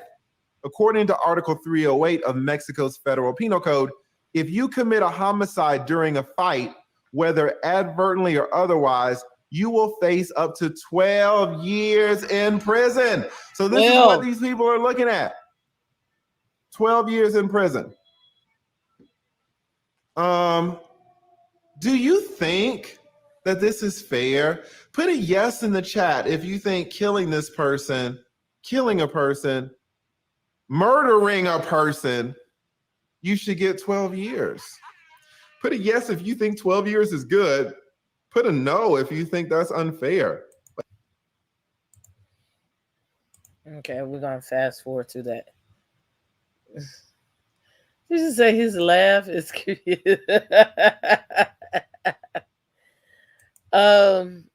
Yeah, they're looking at somewhere in that, but I think some of them going to have a lesser charge, and I'm pretty sure somebody going to cooperate. They all panicked knowing she was gone before getting on early flights out of Mexico. It was going to take the right attorney and the money to get all the answers. Well, the one girl is trying to sell her story, okay? She was trying to said she wasn't doing no interviews with any bloggers. She needed $10,000 in order to get it cracking, because she need to pay for a lawyer. Okay. These people is crazy. And that's the one that's with her mama over there in Connecticut, Dejanay. She got the most fire under her behind. Venereal contagion are also considered premeditated. Ooh. Let me rewind this. Okay. That's not bad. Well, let me do this right quick. Let me see what else we had to talk about with this. So we're talking about the presumption of premeditation. It says, how do you know if a homicide was premeditated? In Mexico, only premeditated homicides are considered qualified homicides. Premeditation is presumed where the perpetrator intentionally commits a homicide after reflecting on a crime. In addition, if the homicide has occurred due to a flood, fire, or using explosives like mines or grenades, it's considered premeditated. Homicides involving the use of poisons, intoxicants, suffocation, or venereal contagion are also considered premeditated. Ooh. In all of these instances, the penalty is 30 to 60 years in prison. You know what? These black people would never survive 30 to 60 years in prison. Now listen, what if, if Shanquella died by suffocation, then the penalty would go from 12 years to 30 to 60 years. And we know that her neck was broken. If it came out that she suffocated to death based on the broken neck and vertebrae injuries, then this could be elevated to 30 to 60 years in prison. It's a life sentence. None of these people are old enough to live 60 years in a Mexican prison. They're not old enough. Guys, I don't know if you've talked to like 60-year-olds or 55-year-olds who've done long bids in our system. They look like they're 80. You do not age well in prison, in American prison. So imagine a Mexican prison, right? Let me show you guys one other thing, and then I want to have AV's take on this.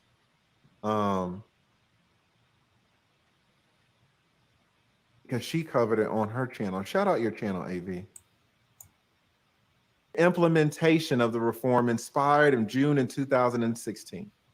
So supposedly the reform is supposed to be done in 2016, but they're still not working. It's still not working. And this is the reform. Check this out. Check this out. Of Mexican law and how they A fair prosecute you. criminal procedure requires that the judge. Now, first, let me say this.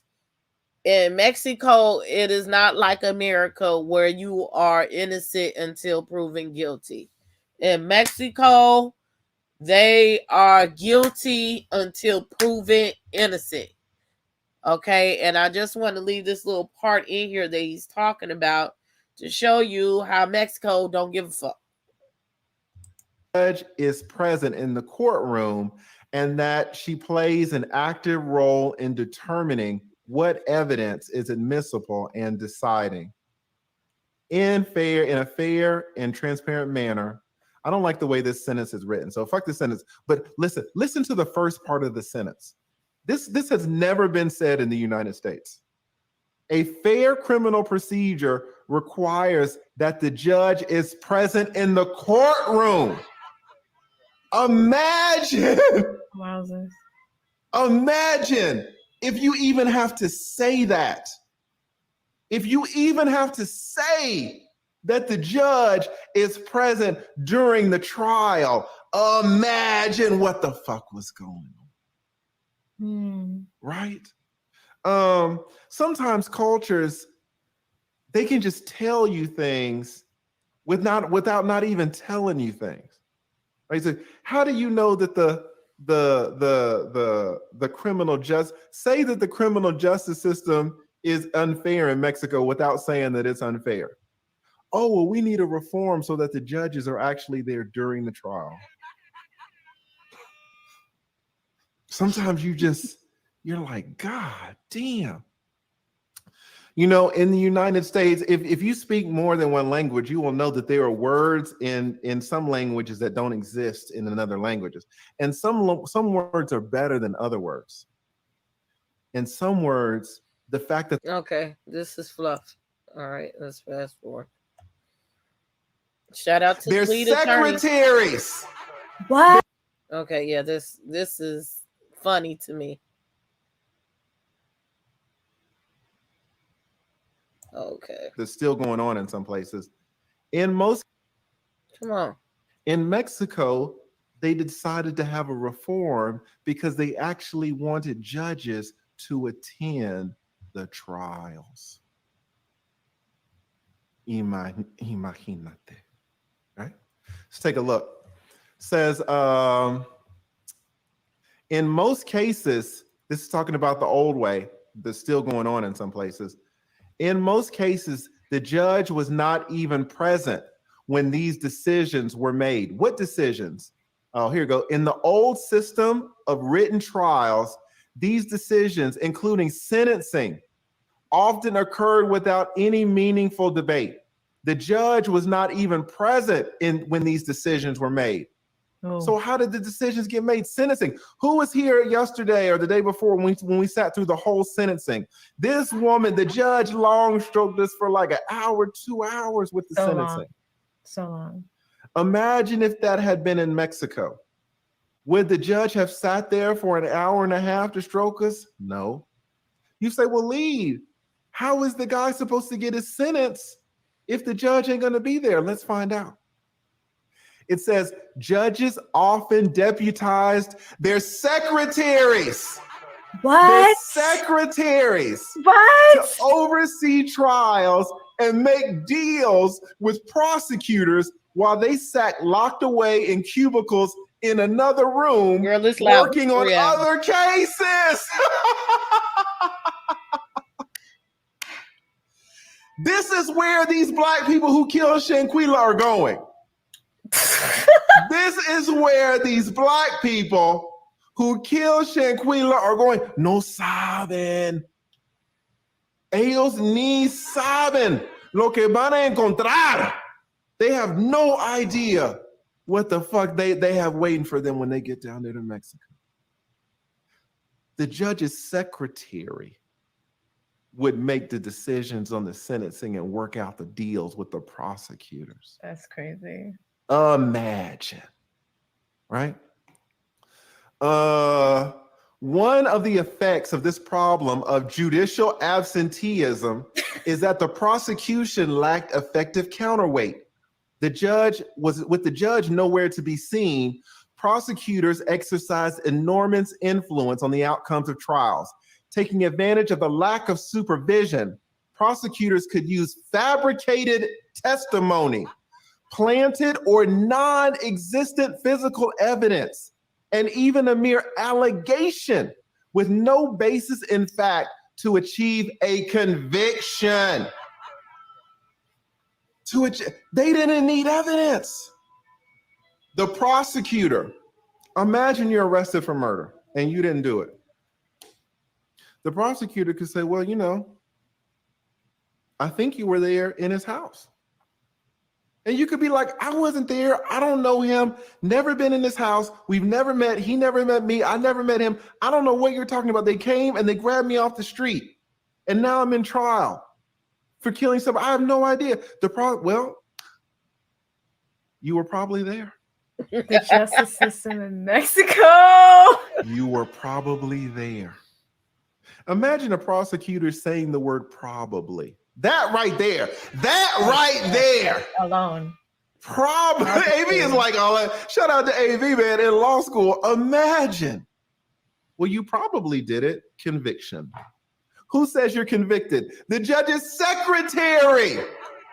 The judge's secretary says that you are convicted and pronounces your sentence. She's making $200 a month. Oh my God. She's making $200 a month. She has a high school education. O acaso ni eso. Maybe she got pregnant in the 9th grade and dropped out. Either way, this clerk who got pregnant in the 9th grade dropped out. She's 35 years old. She is the one giving you your sentence. This is where the people who kill Shanquella are going. All right. Now, this is under the old system. It says judicial absenteeism was just one of a number of problems that plagued the old structure of written trials. Another serious problem was that the physical infrastructure of the courtroom was ill-suited to ensure a fair trial for defendants. I don't know if you guys have ever been to court in Mexico. When you go to court in Mexico, it's not like when I walked up into Tasha K's court and the doors were 20 feet tall. I had to grab the door and just blast them open. Okay. And I walk in there, I blast the doors open. Who turns around and looks at me? Well, first it's the judge. Tasha K turns and looks at me. Cardi B turns and looks at me. Why did they all look at me? Because court started at 9 and I walked in there around 11. I walked in there around 11, 11:30. I had to get my Starbucks. I was late as a motherfucker, right? But it was in a real courtroom. Here, guys, I can't even explain to you how the court looks. It's like, imagine the crime. Now, if it happens in Atlanta, then the crime happens in Atlanta and it's going to fall under Atlanta jurisdiction. If it happens in New York. I'm trying to get past the long stroking. And there are different treaties that interplay with other treaties. So it can be very complicated at times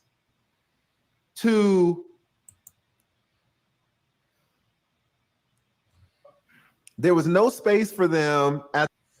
Yeah, here it goes right here. That Jimmy. No.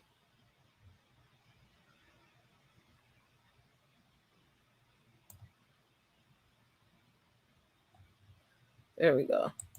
For the trials were hindered in other ways.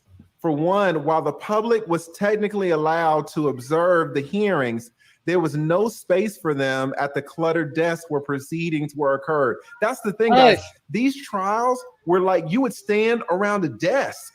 Like imagine an office and then there's a desk and you would go up to this one desk and your 20-year trial is occurring at the desk. And everybody is shoulder to shoulder. You hear all these fans. It's hot. It was crazy. Says There was no space for them at the cluttered desk while proceedings occurred, so family members and other independent parties interested in observing a trial would have to watch from afar. Secondly, in most cases, no objective record of proceedings would be produced. Yeah, there was no record. No one was really recording them. Super crazy. So let's take a look at this. This graph is supposed to show you the supposed transformation from the old system to the new system. So, you know, guys, sometimes this happens even in the United States. A judge will write a sentence and it's not really clear what you meant to say, especially if there are a lot of counts and one count is merged into another count. It can be extremely complex. And so the judge will have to go back and amend the sentence to make it clear, right? But it happens not a lot, and the judges are typically on it, because if you have an order, a sentencing that's not clear, it can be a disaster, right? Here, they said that before, in the old system, only 31% of the orders were clear. Imagine a criminal justice system where 70% of the orders are unclear. That's wild. 70%. That's crazy. This is where these Black people are going, right? Imagine here, and it changed supposedly from 31% to now 61% of the orders are clear, all right? What about when the judges actually showed up for trial? And under the old system, only 24% of the judges showed up for trial. Imagine going to your trial and the judge's bench is empty. Or there's a secretary in there. Or there's or both. Right? Imagine if the secretary got on the road. The secretary who dropped out of high school in the 9th grade and is getting $200 a month. And do you know what these secretaries in Mexico have to do to get a raise? Oh, I don't even want to tell. Guys, this is so deep. Do you know how that particular secretary got to be the secretary and not the other 7 women fighting for the job? Does anybody know how that particular secretary, who's going to rule in your case, got that job? You're not making it lucrative to travel to Mexico right now. Listen, I got one word: anal. Yeah. I'm done with the lead attorney. So look, I'm gonna put that in chat, and that's like at 1 hour 33 minutes. If you start close to 1 hour, you'll get all that facts, and there's some more facts in there that's really deep, of like the motherfucking judges not coming to court, and I just don't want to keep showing it. There's a piece after this that he says, well, let me see if I can find that piece, that the motherfucking judges, when they come, they still don't be paying attention and shit. Let me.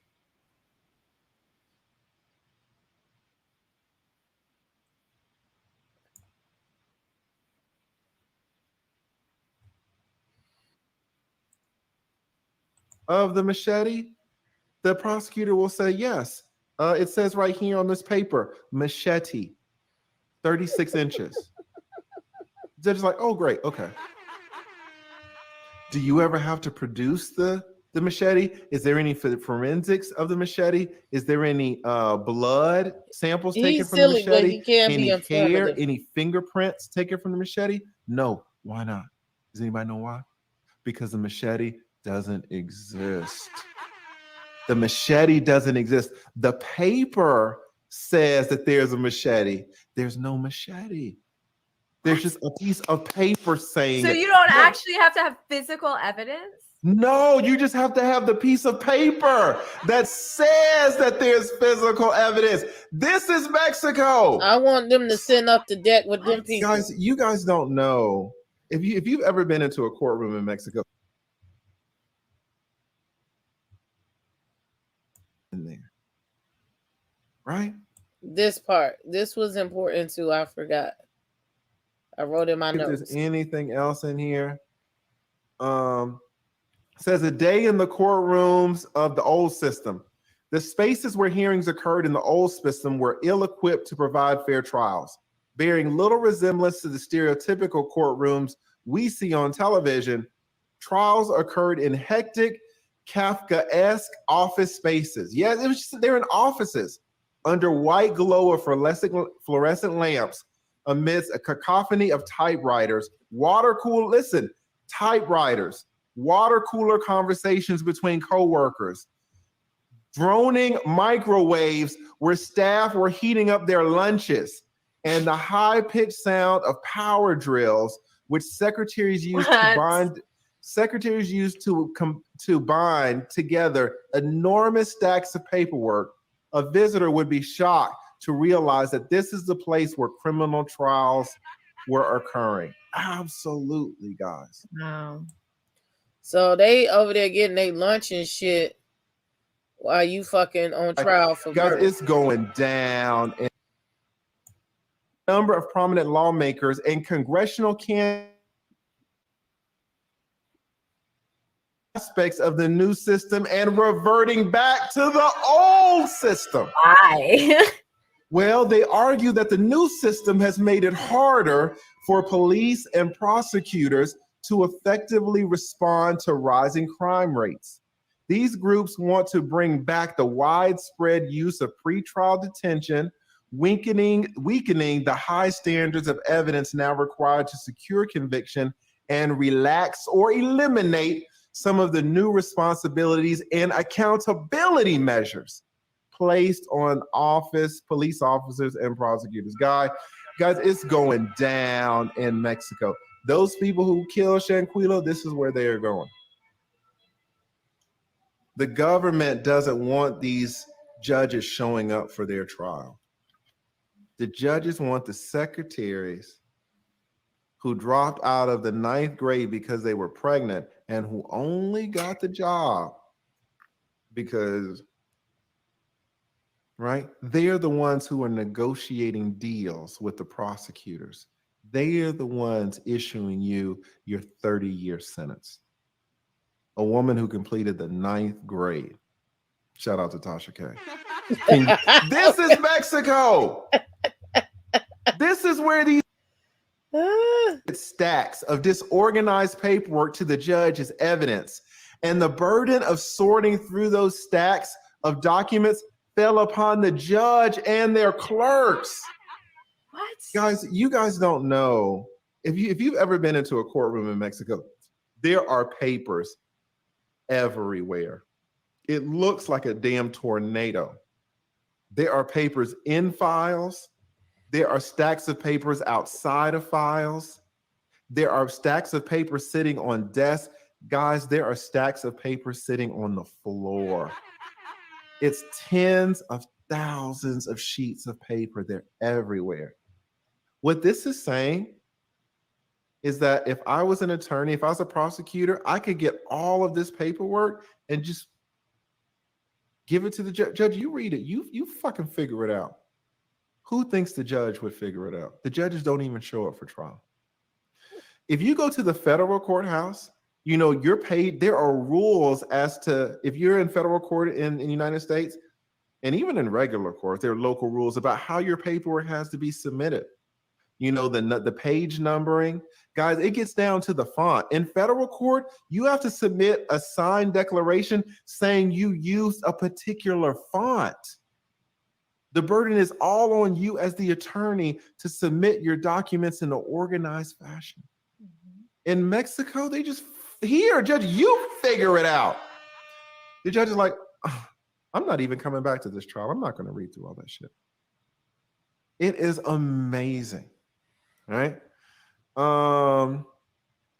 Before you move on, can I shout out a tiny absolutely It's not tiny, but this is from Brandon L. Jett. He sends $2. He said, "Lead, stop throwing me under the bus." These decisions were made. Oh. So how did the decisions get made? I can't find it, but I don't care because it's about 3:00 in the morning. But it was a little spot in there. He was like, it was a percentage of the, even though only 20 to 60% of the judges showed up. He also showed a part in there like where the judges were there And he said the motherfuckers, like, even though they were there, they weren't paying attention. So they might not even still not know what was going on. Oh, here we go. Right the fuck here. I got it. Okay. One last thing. 8 years. Ocho. Oh, look at AV speaking that Spanish. Ocho, right? So now it's 70%. Oh, this is a good one. Where the judges were present, but paying attention. Only 23% of the time, the judges were paying attention. Yo! You were in the fight of your life. And 77% of the time, the judge is here with his shit. 7, what's that? Oh, 7, don't bother me. He's on OnlyFans. He's on OnlyFans Right. looking at my feet. That's exactly right. He's on OnlyFans looking at AV's feet. And you're trying to get out of a murder charge. This is where these Black people are going. I just thought that was so poignant. Like, the same way that they had no mercy for this girl is very highly likely that the motherfuckers over there are going to have no mercy for them. That is like the worst place, one of the worst places other than Russia that you could have went to do this type of crime and walk away. So I'm gonna close all this up. I think, look, I'm surprised so many people is here in the middle of the night like this, more than I get sometimes during the day. Shit. Anywho, right, that part. I hope that my video and who was ever watching on the replay, that this stops some of the speculation and the truth is out. So what I was understanding or interpretation of, that these people committed this crime and they left her, and the nurse found her slumped over and they tried to revive her, and while they were doing that, when the nurse found her, like, they were gone and they had already transferred out to the airport hotel. And that's what the daddy said. They left the villa and they went to stay at an airport hotel and left the next day. And I had even heard that her credit card was used, and it was speculated that, they used it for their tickets. I have heard stories that refute that. That's not true. They left the next day, but they were there. All 6 of them were there to watch that girl take her last breath. And I pray that that vision haunts them for the rest of their life. The girl was not unconscious. She just could not breathe. She was unresponsive. So she was going in and out of consciousness. She essentially went into cardiac arrest. They had a chance to save that girl's life. And they stood there for 4 hours and part of that time having lunch. And they didn't help that girl. They did not create the urgency so that they could save that girl's life. And it's really messed up. Ooh, bounce these lights up like Judge Secretary Bouncy. That's definitely what and I'm glad that I found, I take my time when I research stuff. You could not fall asleep. Now I got this. Thank you. Yes, please give to the channel, okay? And then we do have super thanks for the people that are watching on the replay. You can also contribute to the channel by joining the membership and sending super thanks. Yes, they asked us going back to Mexico. That's for sure. I want to be extradited on up out of here. I do think some people will have a harder case than others, but you can see that there's a chance when they go to Mexico people might not give a fuck. But I do think This is a federal case involving Americans, that they gonna actually get a judge that's gonna show up. You know what I'm saying? So, but it is what it is with that. This is a sad situation. I'm glad that we're uncovering more facts and not just speculation. Everything that we discussed here, I gave you a source. I'm going to have the source in the description box. We had a source, we had paperwork, we had facts. And even if you think about what TLA is saying about the Mexican court system, even think about how they put her autopsy versus the police report. That shit don't match up. That shit don't match up. So who's to say whatever happened? But I believe the police report more than the death certificate. And I think there were just some little nuances of what happened. So I'm going to go back over that again real quick. At 2:13, they called the concierge to get her help. At 2:16, Nazir was landing in Mexico. He landed in Mexico. At 3:15, the doctor arrived. At 3:30, Nazir arrived. According to the death certificate, she was dead at 3 o'clock, but I think that's really when the doctor arrived. After hours and hours of trying to work on her body and resuscitate her, they finally called, she lost a pulse, and they called the ambulance at 4:20, and they gave her CPR. And at 4:49, she was given CPR. At 5:25, the police arrived, and she was shortly thereafter pronounced dead. Matter of fact, what's the exact time she was pronounced dead? At 5:57, she was pronounced dead.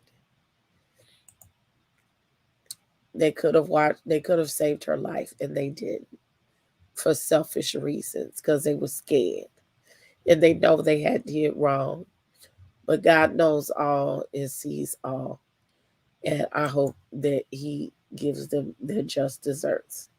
With the world watching Mexico, they got to come through. Otherwise, the tourist season is finna. Yeah, people are talking about boycott Mexico. I don't think it's that serious, because Mexico didn't do it. Niggas did, okay? Unfortunately, with the conflicting stories could actually help the case. It's a good thing that the footage was recorded. Somebody is going to turn state's evidence. It's inevitable.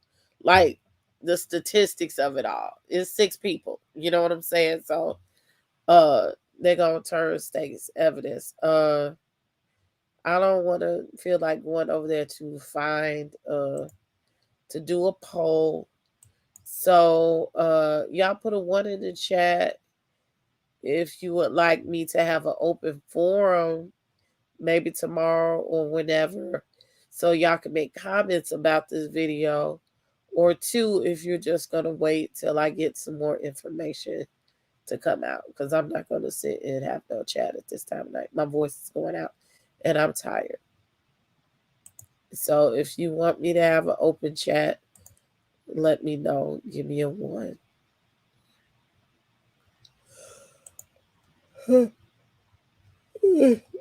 Excuse me, 2, if you're willing to wait to the next video. Let's see what you're doing. 1. Okay. It's the holidays. Yes, that's going sick. Doctor was certified by Mexico, so Mexico played a part. Yeah. But that's the doctor. Is that the resort when you saying boycott Mexico? You know, so many little intricate details. I'll do my investigation too. So, so I just, again, I thank for y'all for hanging in with me at this late hour. Do you think they put 15 minutes after book law because they did not want to implicate the doctor, or could the final blow be CPR? That's what I'm worried about. I am skeptical if she was already having a neck injury, and when they shocked her, you know, that does a jolt to the body, and it's a possibility that if she wasn't stabilized, that her body could have jolted in the air and that could have broken her neck. You know, they say when you do that, that can break your ribs. And if they were doing chest compression and CPR and jumping on her chest, that could have aggravated the already traumatic situation to her body. And I'm worried about that. And if it comes up to be that it was on the ambulance, then there's a chance that those kids can get off without being convicted of murder. So yeah, this goes deep if you think about it. If you really think about it, and like I said, be non-biased, non-emotional, and just think of it from so many different standpoints of think about it. Like it's a lot of different ways this could go. It's a lot of different ways this could go. It needs to be the ambulance on the scene from the jump because they needed a neck brace, right? And there's also a chance he moved her body. They moved her body. If she was unresponsive on the toilet, he said when he got there, she was on the floor of the living room, of the game room. So her body was moved. So, yeah, we don't know. So, with that being said, if nobody's told you they love you today, I'm going to tell you I love you. I thank you guys for hanging in there with me. I know it's a whole bunch of y'all in the Palace Garden, honey, sitting there listening and watching. I appreciate y'all being there. Even the ones y'all out there, Facebook listening late at night, stalking me and whatever. Okay. He said, I'm done. Again, contribute to the channel. Press the like button, please. Okay. Share this video. I need to get everybody. I didn't took time off everybody's channel to grow. I need my channel to flourish. Okay. Thank you so much. I need to get some subscribers, so make sure you're subscribing. That don't cost you nothing, and that is so important. Even when you like, that helps push into my revenue. Okay, so I appreciate everyone that's out there. Go hug somebody. Love on your people. This is a testament. You never know when your last day is on this earth, and don't take your age for granted. Okay. Oh, y'all. Okay. I will be back on tomorrow or today. Definitely, we're doing Housewives of Potomac. So when I get back up, I'll make the link for the live. I meant to make it when I was making this one, but I didn't. So I'm going to make it early in the day to help get your notifications. Please put your notifications on all, and you can hear us going and cackling and shading. And who else knows what might happen today. But I love y'all so much. Y'all have a good one. Thank you. Bye-bye.